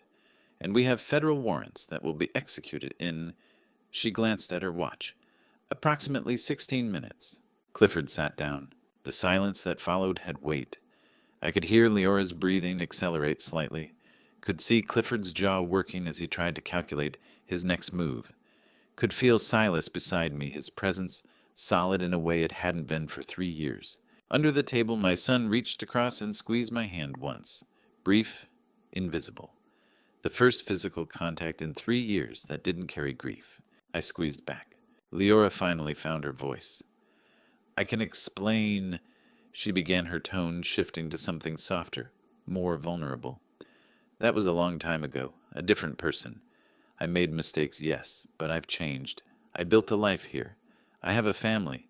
You can't just—" "A family you married into under a false identity," Vernon said quietly, "using systematic deception identical to the pattern documented now in Nevada. That's not change, Miss Finch. That's repetition." Clifford glanced at his watch. 9:14 a.m. For the first time since I'd known him, his composed mask slipped for half a second. Not fear, not defeat. Something closer to calculation. He was waiting for something, and whatever it was would arrive in the next 15 minutes. I felt Ruth's photograph pressing against my chest through the fabric of the navy sweater, and I thought about her final instruction. Live. This wasn't living. This was the necessary work that came before living was possible again. What Clifford was waiting for arrived at 9:18 a.m., not as rescue, but as Leora's hand slamming a prenuptial agreement onto the mahogany table. The document landed with a sharp crack that echoed in the glass-walled room. Leora's composure had shifted from calculated vulnerability to something harder, sharper. The mask was off. "The prenup is crystal clear," she said, her voice carrying the kind of certainty that comes from believing you're holding an unbeatable hand. 50% equity stake in Caldwell Wellness Group upon dissolution of marriage. I'm entitled to $90 million. She pushed the contract toward me across the polished wood. I didn't touch it. Instead, I looked at Clifford, who had settled back into his chair with an expression of careful neutrality. This was what he'd been waiting for, not his own countermove, but hers. He wanted her to play the prenup card first to establish her position before he deployed his own gambit. Distance himself from her failure before revealing his backup strategy. Denise picked up the prenuptial agreement, scanning the first page with the kind of speed that suggested she'd already reviewed it a dozen times in preparation for this exact moment. 3 seconds of silence. Then she set it down and nodded to me. "Denise," I said calmly, "would you explain New York domestic relations law regarding contracts executed under fictitious identities?" She didn't look at Leora, didn't acknowledge Clifford, just stated the law with the precision of someone who had built a career on understanding exactly which legal foundations were solid and which were sand. "No legal name change petition exists in any U.S. jurisdiction for Monica Finch becoming Leora Greer," Denise said clearly. Monica Finch became Leora Greer through what she describes as professional rebranding, which has zero legal standing under New York domestic relations law. A contract signed under a non-existent legal identity is null and void. The silence that followed had texture. Leora's face underwent a series of micro-expressions, confusion, then understanding, then the kind of fear that arrives when you realize the ground beneath you never existed in the first place. "That's not—" she began, then stopped. Turned to Clifford. "You said the prenup was solid. You said it would hold up in any court. You—" Clifford said nothing, just sat there with his lawyer's face revealing exactly nothing, while Leora drowned in the implications of what Denise had just explained. I watched my son sitting perfectly still beside me, the boy who'd chosen his wife over his father 3 years ago, now choosing truth over everything. His hands were flat on the table, steady, and when he looked at Leora, I saw something I hadn't seen in years. Clarity. "You knew," Leora said to Clifford, her voice dropping to something quieter, more dangerous. You knew the name change wasn't legal. You helped me construct this identity, knowing it had no foundation. Clifford adjusted his cufflinks. I provided legal counsel based on the information you supplied. It was the kind of answer lawyers give when they're preparing to throw clients under buses. Before Leora could respond, Clifford reached into his briefcase and produced another document. This one he slid toward me with the kind of theatrical confidence that suggested he believed it was his ace. I have an amended will, he said, properly notarized, transferring voting control of Caldwell Wellness Group to Silas immediately upon execution. Your father wanted family continuity, and this ensures... Stop, Denise said. She opened her own folder and removed a bound report, setting it on the table with deliberate care. The cover read, Forensic Handwriting Analysis, Comparative Document Examination. 3 forensic handwriting examiners. Denise said, not bothering to open the report. Unanimous conclusion trace forgery. The signature on your amended will was created by tracing over an authentic exemplar. The pressure points are wrong. The stroke velocity is inconsistent. The tremor patterns indicate deliberate copying rather than natural writing. She paused, then delivered the killing detail. Your notary was 83 years old with advanced macular degeneration, she continued. Convenient insulation. He couldn't have seen the forgery even if he'd been looking for it. Clifford's composure was a house of cards built on blind notaries and forged signatures, and Silas had just opened the window. My son stood, not quickly, not dramatically, just rose to his full height, with the kind of deliberate movement that suggested he'd been waiting years to say what came next. You knew the signature was forged, Silas said, his voice carrying absolute iron clarity. No stutter, no hesitation, just raw truth, delivered with the kind of certainty that comes from finally choosing a side. You used a blind notary for deniability. That's not negligence, counselor. That's felony document fraud. It destroys your license, your career, everything. Clifford's mask cracked. Not much. Just a slight tightening around his eyes, a barely perceptible shift in his jaw. But I'd been watching him for 3 years, and I saw it clearly. He'd miscalculated. He'd assumed Silas would remain passive, would stay silent, the way he'd stayed silent through 3 years of complicity. He'd bet his entire defense on the belief that a son wouldn't destroy his own father-in-law in open court. He'd been wrong. Leora turned slowly to Clifford, and in her eyes I saw something older, than anger deeper than betrayal. The recognition that arrives when you finally understand how completely you've been used. You knew from the beginning, she said quietly. The room held its breath. You built my entire identity on legal quicksand. Leora continued, her voice so soft we all leaned forward to hear it. Not as oversight, as design. You needed me to be vulnerable, needed my claims to fail. So when everything collapsed, you could...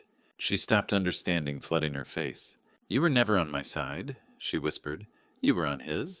She looked at me, then back at Clifford, then at the documents scattered across the table, her void prenup, his forged will, the forensic reports that destroyed both. You knew from the beginning, she repeated. Clifford opened his mouth to respond, but Denise was already rotating her laptop screen toward the center of the table, 8 months of forensic accounting displayed in brutal clarity. V&P Consulting, LLC. Denise said, her voice carrying the clinical precision of someone reading an autopsy report. 14 wire transfers over 22 months. Total aggregate $2.3 million from Caldwell Wellness Group corporate accounts. 0 services rendered. 0 invoices. 0 deliverables of any kind. She clicked to the next screen. Banking registration documents filled the display, official seals, visible even from across the table. Banking registration shows 2 beneficiaries, Denise continued. Monica Finch and Clifford Thornton. The silence that followed was absolute. I watched Silas's face as he processed what Denise had just revealed. Not surprised he'd known about the shell company for days, had given his deposition to the DOJ, had signed his cooperation agreement. But seeing his own signature on the wire transfer authorizations, seeing the evidence of how completely he'd been used, brought a different kind of understanding. You used my COO credentials, Silas said, his voice dropping to something dangerous and quiet. My signature authority, to siphon funds into an account you share with... He stopped, looked between Leora and Clifford, and something in his expression shifted from anger to something colder. The DOJ verified you exploited me as an administrative tool. Silas continued. You made me complicit without my knowledge. But the part that breaks my brain is that I knew something was wrong. I felt it, and I chose not to look. He stood slowly, his hands flat on the table. Do not speak my name ever again, he said clearly, either of you. Silas's voice, when he disavowed them, wasn't angry. It was something colder, the sound of a man excising an infection he'd carried for 3 years. Lyra opened her mouth, closed it, looked at Clifford for support that didn't come. Clifford had gone very still, his lawyer's face calculating odds that were shrinking by the second. Then my phone buzzed on the table. The caller ID was visible to everyone in the room. FDA Office of Compliance. I looked at Denise. She nodded once. This was planned. This was coordination. I pressed the speakerphone button. This is Jasper Caldwell, I said. Mr. Caldwell, this is Director Raymond Holt. FDA Office of Compliance. The voice came through with official authority that filled the boardroom. I'm calling to inform you that we are issuing a mandatory Class 1. Recall the most serious designation for the entire Ruth collection product line, 32 SKS, effective immediately. I felt every eye in the room turn to me, then to Leora. The investigation has documented systematic substitution of certified organic ingredients with unlisted synthetic chemical compounds. Director Holt continued. This constitutes severe misbranding, consumer fraud, and violation of federal food and drug safety statutes. We'll need your full cooperation with the recall process and the ongoing criminal investigation. You'll have it, I said quietly. I disconnected the call and set the phone down carefully. Then I looked at Leora. The whistleblower, I said, was a formulation director Ruth personally hired 12 years ago. She's been with the company since before you existed in Silas's life. She filed her federal complaint because she refused to let Ruth's standards be corrupted. I paused, letting that sink in. That product line carries my wife's name. I continued, my voice steady. Ruth spent 15 years developing those formulations. Organic ingredients, ethical sourcing, quality that cost more to produce but honored the promise we made to every customer who trusted us. I looked at the Ruth collection marketing materials scattered among Denise's evidence, Leora's face. On every package, her influence empire built on products she'd systematically adulterated for profit. You used Ruth's name to sell adulterated chemicals, I said. Of all your violations, Leora, I stopped because there weren't words heavy enough. Ruth's name on adulterated products, it was desecration dressed as tribute profit built on a grave marker. Leora had gone pale. Not the calculated vulnerability she'd performed earlier, but genuine shock at the walls closing in from every direction. Void prenup, forged will, shell company embezzlement, federal product recall, criminal investigation, every escape route sealed. This is absurd, Clifford said, finding his voice finally. You've orchestrated a witch hunt based on 8 months of forensic accounting, federal court records, FDA compliance violations, and your own documented pattern of fraud. Denise interrupted. Would you like me to continue? Because we haven't even gotten to the grand jury indictments yet. Clifford's composure cracked further. He glanced at his watch again, a tell I'd learned to read over the past hour. He was calculating something. Time, distance, his Zurich flight that evening. Whether he could still make it if he left now. Leora stood abruptly, her chair scraping against polished floor. I need to make a phone call, she said. Sit down, Denise said calmly. We're not finished. You can't keep me here, Leora shot back. This isn't a legal proceeding. This is a family meeting. I have the right to... You have the right to remain silent, a voice said from behind us. The boardroom door had opened for the second time that morning. 2 figures in dark suits stepped through federal badges, already visible on their belts. I recognized one of them from photographs Denise had shown me, the FBI agents who had been building the parallel investigation for 90 days, while I gathered evidence in plain sight. Clifford pushed back his chair. Leora's hand moved toward her designer bag, both of them calculating in that split second whether running was an option. It wasn't. Denise hadn't just built a case. She'd coordinated the arrest down to the minute, ensuring every piece of evidence was presented before federal authority walked through that door. The lead agent stepped forward, his voice carrying the weight of warrants signed by a federal magistrate. Monica Finch, also known as Leora Greer, and Clifford Thornton. He said clearly, You are under arrest for conspiracy to commit wire fraud, federal money laundering, and fraud against a corporate principal. You have the right to remain silent. Special Agent Torres moved first. She crossed the boardroom in 3 strides, her credentials already back in her jacket pocket, and stood directly behind Clifford's chair. Clifford Thornton. She said, her voice cutting through the stunned silence. You are under arrest for felony wire fraud, conspiracy to commit fraud, and federal money laundering. Clifford didn't move. He sat frozen, staring at the photograph of the wire transfer Vernon had placed in front of him 10 minutes earlier, $2.3 million flowing from Caldwell Wellness. Group accounts into V&P Consulting LLC, then fragmenting into a dozen offshore tributaries. Stand up, please, Torres said. He stood like a man in a dream. The second agent, a younger man whose nameplate read, Morrison, produced handcuffs with practiced efficiency. The metallic click echoed in the too-quiet room. You have the right to remain silent, Torres continued. Anything you say can and will be used against you in a court of law. I watched Clifford's face as the words washed over him. No anger, no defiance. Just a terrible, hollow acceptance, as if he'd known this moment would arrive eventually, and had simply run out of time to prevent it. Torres turned to Leora. Monica Finch, she said, and I saw my daughter-in-law flinch at her real name, also known as Leora Greer. You are under arrest for the same charges, felony wire fraud, conspiracy, and federal money laundering. Additional charges may follow pending completion of our investigation. No, Leora's voice cracked. No, this is Silas, tell them. But Silas had already turned his chair away, his shoulders rigid, his eyes fixed on the window overlooking Madison Avenue. Agent Morrison approached Leora with the same measured calm Torres had shown Clifford. Ma'am, I need you to stand and place your hands behind your back. This is insane. Leora's composure shattered completely. She looked wildly around the room at Vernon, at Denise, at the FBI agents, finally at me. Jasper, please, we can fix this. We can. You never had to do any of this, Monica, I said quietly. It was the first time I'd spoken her real name aloud. The first time I'd acknowledged what Vernon's investigation had proven 3 months ago, that the woman my son married. The woman who'd sat at Ruth's deathbed and held her hand. The woman who'd called me Dad with such apparent affection that woman had never existed at all. Monica Finch from Henderson, Nevada.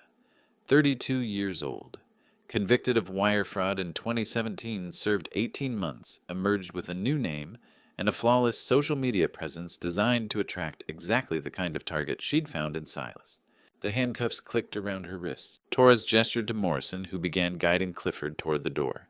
Another agent I hadn't noticed before, a woman who'd been standing near the windows, moved to escort Leora. Wait, Leora said desperately. Silas, look at me, please. My son didn't turn around. The agents led them out. The door closed with a soft pneumatic hiss, and suddenly there were only 4 of us left in the boardroom, Denise, Vernon, Silas, and me. The silence felt different now, lighter somehow despite the weight of what we'd just witnessed. Denise spoke first. I need to call legal, and communications the media will have this in an hour. Iris Whitfield is already drafting our statement, Vernon said. She'll coordinate with your team. Denise nodded and stepped out, her phone already at her ear.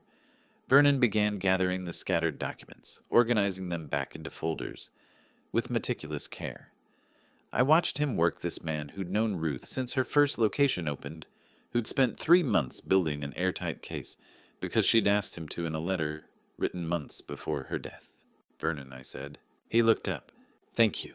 He studied me for a moment, then glanced at Ruth's photograph still lying face up on the table, her laughing at some long-ago moment, vibrant and alive and certain. She would have been immensely proud today, he said quietly. Not of the arrests, of you. Something in my chest loosened. I picked up the photograph and slipped it into my jacket pocket, where it had lived for the past 8 months, a talisman against the loneliness. Silas still hadn't moved from the window. I crossed the room and placed my hand on his shoulder. He didn't shake it off. I loved her, he said, his voice barely audible. God help me, I actually loved her. I know. How do I... He stopped, swallowed hard. How do I come back from this? The same way I came back after your mother died, I said. 1 day at a time, and you won't do it alone. He turned then, and I saw tears tracking down his face. We stood there, father and son, while Vernon quietly finished organizing documents, and New York City moved on 30 floors below, indifferent to our small drama. "What happens now?" Silas asked eventually. "To the company, to Mom's legacy. I'll tell you over lunch," I said. "But the short answer is we protect it. Your mother left us the tools. We just had to be brave enough to use them." Vernon zipped his briefcase closed. "I'll be in touch about next steps. The federal prosecutor will want statements from all of us." "Tomorrow," I said. "Tonight we take a breath." He nodded and left, leaving just Silas and me in that vast boardroom with its leather chairs and its floor-to-ceiling windows, and its ghosts of every decision Ruth had made to build something extraordinary. I touched Ruth's photograph through my jacket fabric, feeling its edges, its weight. The plan wasn't finished, it was only beginning. But standing there with my son watching the afternoon light turn Manhattan gold, I knew we'd already won the battle that mattered most. Ruth had seen this moment coming. She'd prepared for it with the same meticulous care she'd brought to every aspect of her empire, and she'd trusted me to see it through. "Come on," I said to Silas. "Let's get out of here." We walked out of the boardroom together, leaving the chaos and the evidence and the aftermath for tomorrow. Today we'd done enough. The diner 3 blocks from the boardroom served black coffee from glass pots and had vinyl booths, older than my son, exactly the kind of ordinary Ruth would have chosen for this conversation. We slid into a corner booth by the window where October sunlight cut sharp angles across the scarred formica table. "Coffee Han." The waitress appeared with menus we didn't need. "2, please," I said, "and I'll take the turkey club." Silas ordered scrambled eggs without looking up. When the waitress left, he finally met my eyes. "You said you'd tell me," he said quietly, "about what happens now." I pulled the leather portfolio from my bag, the one I'd been assembling since February, when Vernon first confirmed what Ruth's blueprint had set in motion. Inside were documents that represented 8 months of work. Most people would never see legal filings. Trust structures, board governance frameworks, financial projections, stretching 5 years into a future Ruth would never witness. "Caldwell Wellness Group will transition to the Ruth Caldwell Foundation," I said. "Fully locked nonprofit trust. 100% of net operational yields fund wellness and healthcare for disadvantaged women and children. Ruth's real legacy." Silas stared at me. "You're giving it all away." "I'm giving it purpose." I opened the portfolio to the first tab articles of incorporation drafted by Iris Whitfield's firm. "Your mother didn't build a $180 million empire so we could buy vacation homes. She built it because she believed wellness shouldn't be a luxury reserved for people who could afford boutique supplements and spa retreats." The coffee arrived in thick ceramic mugs that radiated heat against my palms. I wrapped both hands around mine, letting the warmth ground me. "The transition takes 9 to 12 months. For full IRS 501c3 designation," I continued. "We've already engaged tax counsel. Vernon's assembling an independent board people Ruth respected, but who have no financial stake in the outcome. Every decision will be transparent. Every dollar accounted for." Silas picked up the articles of incorporation, reading through the mission statement Ruth and I had drafted together during one of our last coherent conversations when she'd known exactly what was coming and had wanted to make sure I understood. "Disadvantaged women and children," he read aloud. "Comprehensive wellness programs, including mental health services, nutrition, education, preventive care, and chronic disease management for populations traditionally underserved by the healthcare system." "That's what she always wanted," I said. "The stores, the product lines, the franchise model, those were means to an end. This is the end." Our food arrived. I took a bite of my sandwich, tasting nothing, while Silas pushed eggs around his plate. "Where do I stand in all this?" he asked finally. I'd known the question was coming. Had rehearsed my answer 100 times in the mirror, trying to find the balance between honesty and cruelty, between accountability and forgiveness. "There's a director of operations vacancy," I said. "You're free to apply. 0 nepotistic consideration. Earn advancement over 2 years through performance metrics, evaluated by an independent board." The silence stretched between us like wire pulled taut. Silas set down his fork. "You're making me start over," he said. "I'm giving you the chance to build something real." I leaned forward. "You married a woman who lied about everything, including her name. You let her charm you into ignoring red flags your mother would have spotted in 30 seconds. Those were your choices, Silas. You own them. I know, but they don't define you unless you let them. I softened my voice. Your mother believed in second chances. She believed people could choose differently if they had the right foundation. This is your foundation. Across the scarred Formica table, I watched my son become someone Ruth would have recognized, not the boy who chose poorly, but the man learning to choose again. No guaranteed outcome, Silas said slowly. No safety net. You'll have a salary commensurate with the position. Health insurance. The same benefits package every employee receives. But advancement, that's on you. He nodded once, sharp and decisive. That's entirely fair, Dad. It's not punishment, I said. I know. It's real foundation. He met my eyes. That's exactly why it's fair. We ate in silence for a few minutes. Through the diner window, Manhattan moved at its relentless pace. Taxis honking pedestrians dodging delivery trucks. The October wind scattering leaves from trees planted in sidewalk cutouts. How do you tell your only child that redemption isn't a gift you give, but a distance they have to walk themselves? You don't tell them. You show them the path and let them choose. The board meets next month, I said, pulling out another document. These are the names Vernon and I compiled. 3 seats reserved for healthcare professionals, 2 for nonprofit governance experts, 1 for a financial auditor, 1 for a community health advocate. Silas studied the list. Dr. Mariana Reyes. I remember her mom consulted with her on the nutritional supplement line. She runs a free clinic in the South Bronx, I said. Serves 15,000 patients annually on a budget smaller than what some people spend on cars. Ruth always said Mariana understood the mission better than anyone. And this one, James Crawford, 20 years at the Gates Foundation, specializes in sustainable funding models for long-term charitable impact. I tapped the page. These people won't rubber stamp decisions because I'm Ruth's widower or you're her son. They'll hold us accountable to the mission. Good, Silas said quietly. I signaled for the check. The waitress brought it in a black folder, and I laid cash on top, without counting enough to cover the meal, and a generous tip for letting us occupy the booth through the lunch rush. Dad, Silas said as I reached for my jacket, there's something else. He hesitated, then his hand disappeared into his jacket pocket and emerged with a folded piece of paper, the edges worn soft from 3 years of waiting. Mom told me to give you this when it was over, he said quietly. The last page of her notebook. I recognized Ruth's handwriting through the translucent fold, that distinctive slant she'd developed from years of taking notes during early morning supplier meetings, the slight tremor that had appeared in her final months, visible in the way the letters wavered.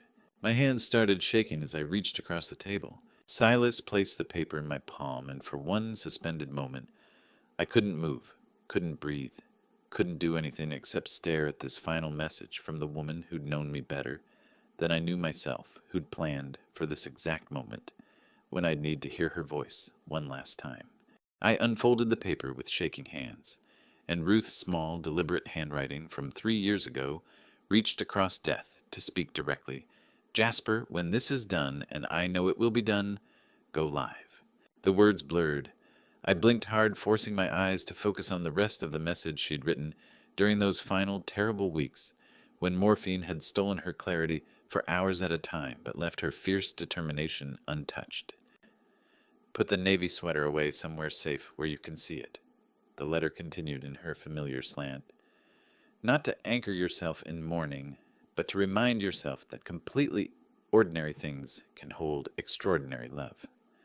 That's the lesson, my darling. Not that grief proves devotion, but that joy did. I pressed my thumb against the paper's edge, feeling the slight texture where her pen had pressed deeper on certain words. Lovejoy, the emphatic period after did. And then my love, go live. Do not live merely to preserve my ghost. Live for the Jasper who existed before you, spent so much of your beautiful energy holding the entire world together. He was spectacular company. I miss him terribly. R. That was all. 11 sentences, 83 words. Ruth had always believed in economy of language. Say what matters, then stop. I folded the paper carefully along its original creases and looked up.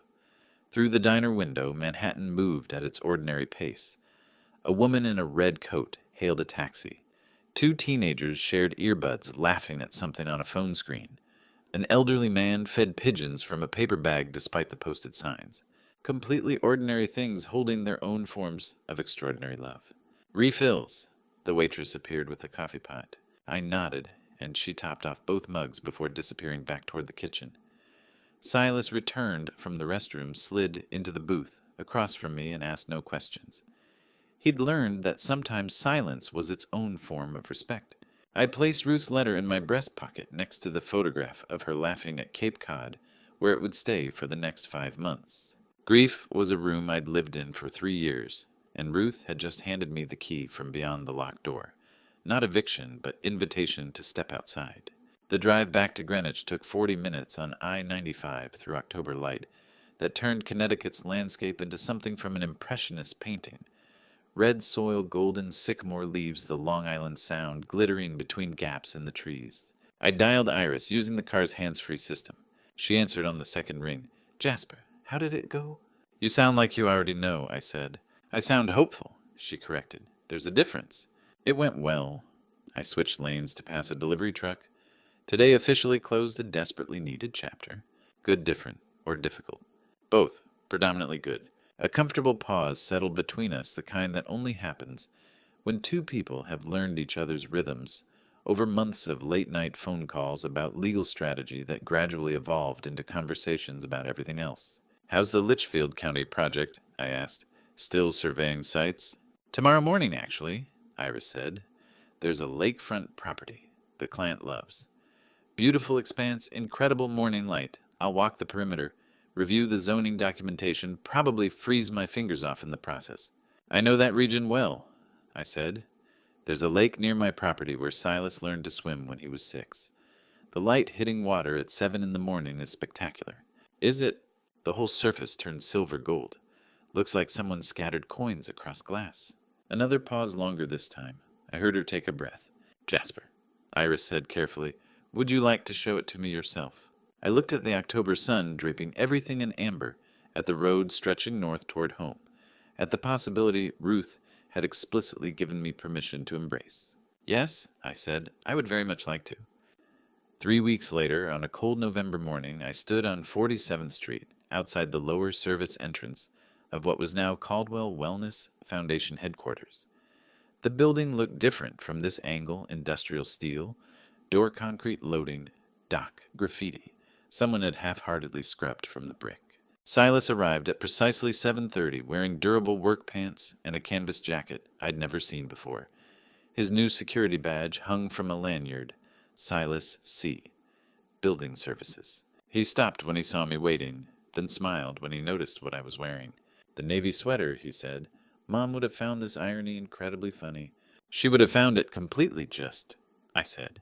Silas ran his thumb over the plastic badge, the way he used to worry at things when he was nervous. "Executives on 38 think they built this, but the crew down here built something real. Mom built something real. I want to learn what that actually means, from the absolute concrete up. Then go through the doors, son," I said quietly. "Service elevators just down the corridor to your left." He gripped my shoulder, once brief, firm, then pulled open the heavy steel door and disappeared into the fluorescent-lit hallway beyond. Watching my son disappear through service entrance doors with a maintenance badge wasn't humiliation. It was the beginning of building integrity from foundation stones, instead of inherited entitlement. I stood on the sidewalk for another minute, breathing November air that smelled like coming snow, then pulled out my phone and texted Iris, "Free this afternoon. Want to see that lake?" Her reply arrived in 40 seconds. "Absolutely. Pick me up at 2. 5 months passed like that, lake visits with Iris that stretched into dinners, foundation paperwork, transforming corporate empire into charitable trust, Silas earning calluses on his hands instead of his conscience. The navy sweater hung in my closet, where I could see it every morning exactly as Ruth had instructed. I learned what it meant to live again instead of merely existing in the architecture of loss. Then on a Wednesday in March 2024, while I was reviewing grant applications in my Greenwich study, Denise called. "The sentencing hearing is scheduled," she said without preamble. "April 2nd, Federal Courthouse, Foley Square. You should be there for the end." Denise's voice carried no triumph when she called from the federal courthouse that Wednesday morning in March, just the quiet satisfaction of completed work. Moat's Monica Finch, she said. Guilty plea to felony wire fraud and corporate money laundering. 5 years federal prison, full restitution mandated. I stood at my study window in Greenwich watching March rain turn the lawn dark. In Clifford, permanent disbarment proceedings already initiated. Separate federal sentencing scheduled for next month prosecution is recommending 3 to 5 years for document fraud and conspiracy. He won't practice law again. The offshore accounts. DOJ submitted MLAT mandate to Cayman Islands authorities yesterday. International fund recovery takes 60 to 90 days, but the repositories are frozen. We'll get it back. I traced a finger along the window frame, feeling the old Wood Vernon's crew had restored when Ruth first bought this house. Outside, a cardinal landed on the bird feeder she'd hung from the oak tree our first spring here. Her defense counsel made one request. Denise said, her tone shifting slightly. Monica asked if you would grant personal visitation before the prison term begins. I watched the cardinal crack a sunflower seed, scattering shells onto wet grass. No, I said without hesitation. Denise was quiet for a moment. I'll convey that to her attorney. Denise, I said, thank you for exceptional work. Phenomenal work, Jasper, she replied. The right kind of work. Ruth would have been proud. After we hung up, I stayed at the window for a long time. The cardinal flew away, and the rain continued its steady percussion against glass and earth. Somewhere in lower Manhattan, the woman who'd called me Dad, while systematically looting my wife's legacy, was learning that forgiveness wasn't something she could request like a visitor's pass. Justice delivered through federal courtrooms felt nothing like the roaring triumph I'd imagined 8 months ago, just the quiet closing of a book that should never have needed writing. But it was closed, finally completely closed.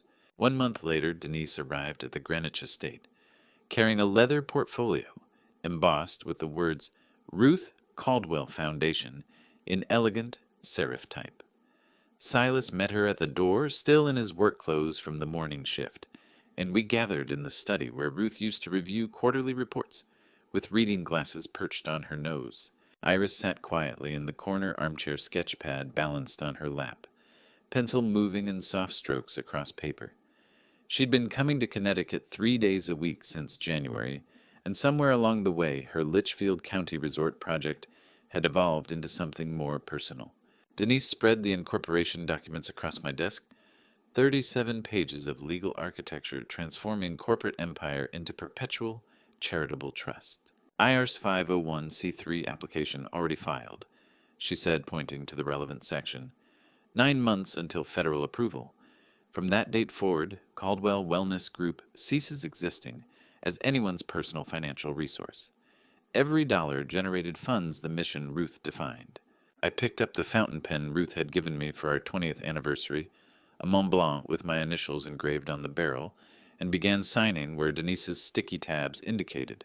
Articles of incorporation, bylaws, conflict of interest policy, board governance framework, financial oversight protocols. Each signature felt like laying another brick in a structure that would outlast all of us. Silas, Denise said, sliding a witness signature page across the desk. You're listed as official corporate witness for the transition. My son took the pen I handed him and studied the document for a long moment before signing. His fingers were calloused now from 5 months of maintenance work, fixing leaking pipes, repairing HVAC systems, learning the building's infrastructure from foundation to roof. These weren't the blind signatures he'd scrawled on documents Leora placed in front of him during their marriage. This was fully awake dedication. Silas's signature on the foundation documents wasn't inheritance. It was enrollment in the real work Ruth had built from soil and integrity instead of entitlement and title. I capped the pen and set it down carefully. 9 months federal processing. Jasper, Denise said, gathering the signed papers into her portfolio. Then Ruth's name formally stands for something entirely permanent. Her name always stood for something permanent. Denise, I said softly. Today we're simply making the law recognize it. She nodded, and I saw her eyes go bright for just a moment, before she blinked and returned to professional composure. She'd worked with Ruth since the 3rd location opened, had watched my wife build something extraordinary, from determination and vision and relentless attention to detail. Now she was watching Ruth's husband ensure it would never become anyone's vanity project or personal piggy bank. I'll file these with the state by Friday, Denise said, standing. IRS confirmation should arrive by January 2025. We'll schedule the formal public launch for February. Give ourselves time to prepare proper announcement materials. Silas walked her out while I stayed at the desk, surrounded by the ordinary architecture of my wife's study. Her books still lined the shelves. Her reading glasses still sat in their leather case.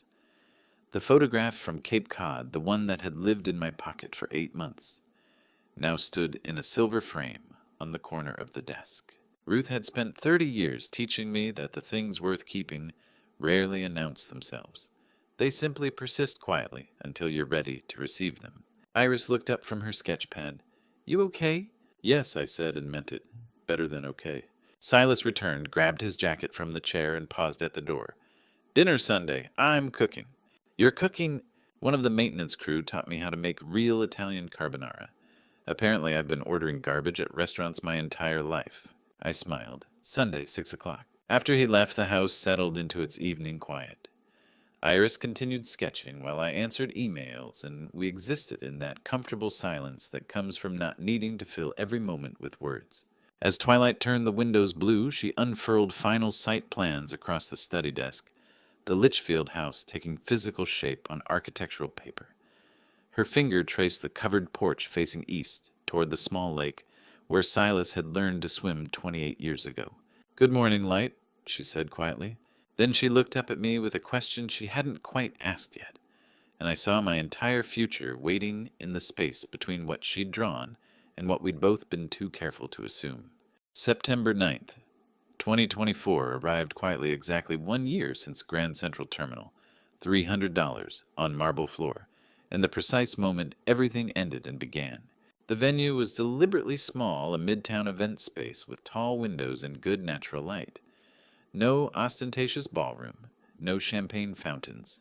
Ruth would have hated that. Instead, there were maybe 80 people, foundation board members, healthcare professionals, representatives from community clinics, that would receive the first wave of grants, a handful of journalists from trade publications. I stood at a simple wooden podium, looking out at faces that represented Ruth's actual vision instead of corporate vanity. My wife Ruth spent 26 years building Caldwell Wellness. Group, I began. She believed down to her core that every human being deserves to be cared for body and mind. Our work today is ensuring that her purpose continues to execute that care, long after any of us in this room are here to see it. I didn't mention embezzlement, didn't reference arrests or federal courtrooms or 5-year prison sentences. That story belonged to tabloids and legal transcripts. This story belonged to Ruth. Silas sat in the front row wearing a simple gray suit, and I barely recognized him as the man who'd stood beside Leora 12 months ago. He looked healthier now, leaner, grounded, present in a way he hadn't been since Ruth's funeral. 6 months in building services had given him calluses on his hands and clarity in his eyes. More importantly, he designed the Foundation's pilot outreach initiative, himself a program connecting underserved communities with nutrition education and preventive care resources. The independent board had approved it unanimously last month, not because Silas was Ruth's son, but because the proposal was excellent. Vernon stood near the back, arms crossed, nodding slightly as I spoke. Iris sat beside him, sketchpad absent for once, fully present. I kept the remarks brief. Ruth had always said that people who needed many words usually had little to say. Afterward, Vernon approached and shook my hand firmly. "She would have been right here, standing beside you if she could, Jasper," he said. "She is right here," I replied softly. "In every sense that matters." A young reporter, early 20s, earnest face-worn notebook clutched like a talisman, caught me near the refreshment table. "Mr. Caldwell," she said nervously, "I'm writing a piece about legacy and family betrayal for my journalism degree. Do you have a message for people in similar situations?" I genuinely considered the question. A year ago, I would have deflected. 6 months ago, I might have offered platitudes. "Silence is not patience," I said finally. "Sometimes it is just fear wearing a more dignified coat." The day I understood that standing in Grand Central with someone else's luggage and $300 on the floor was the day something ended and something else began. She scribbled frantically. And what began? The work of protecting what actually mattered, instead of preserving what only looked like it did. How do you measure the distance between revenge and justice, between grief and healing, between holding on and letting go. I'd spent a year learning that those weren't distances at all. They were choices made in increments so small you barely noticed them accumulating into transformation. The event concluded by 5. Silas caught a train back to the city. He had early maintenance rounds tomorrow. Vernon headed to his office to finalize next quarter's grant distributions. Iris rode with me to Greenwich, her hand resting comfortably on my knee as Connecticut autumn rolled past the windows. Late that evening, alone in the study, I stood before the glass display case I'd commissioned 3 months ago. Beautiful craftsmanship, walnut frame, museum-quality glass, soft interior lighting. I'd carefully removed the navy wool sweater from where it had hung in my closet for the past year and folded it along the exact lines Ruth used to create sleeves, tucked just so collar, smooth, no wrinkles marring the fabric. Inside the case, I placed it beside Ruth's photograph from Cape Cod in 1998, her fabric-bound blue journal with its meticulous handwriting and the final page she'd written, instructing me to go live. 4 objects, a complete story. The navy sweater resting behind glass wasn't burial. It was gratitude, the way soldiers retire battle flags with honor, instead of burning them in shame. I'd worn tactical armor for a year, and it had served its purpose. Now it could rest. I closed the case and locked it gently. My laptop sat open on the desk screen, glowing in the dimming study. One new email from Iris received at 6:47 this morning, while I'd been reviewing my speech. Subject line 6:47 a.m. this morning. I opened it. No text.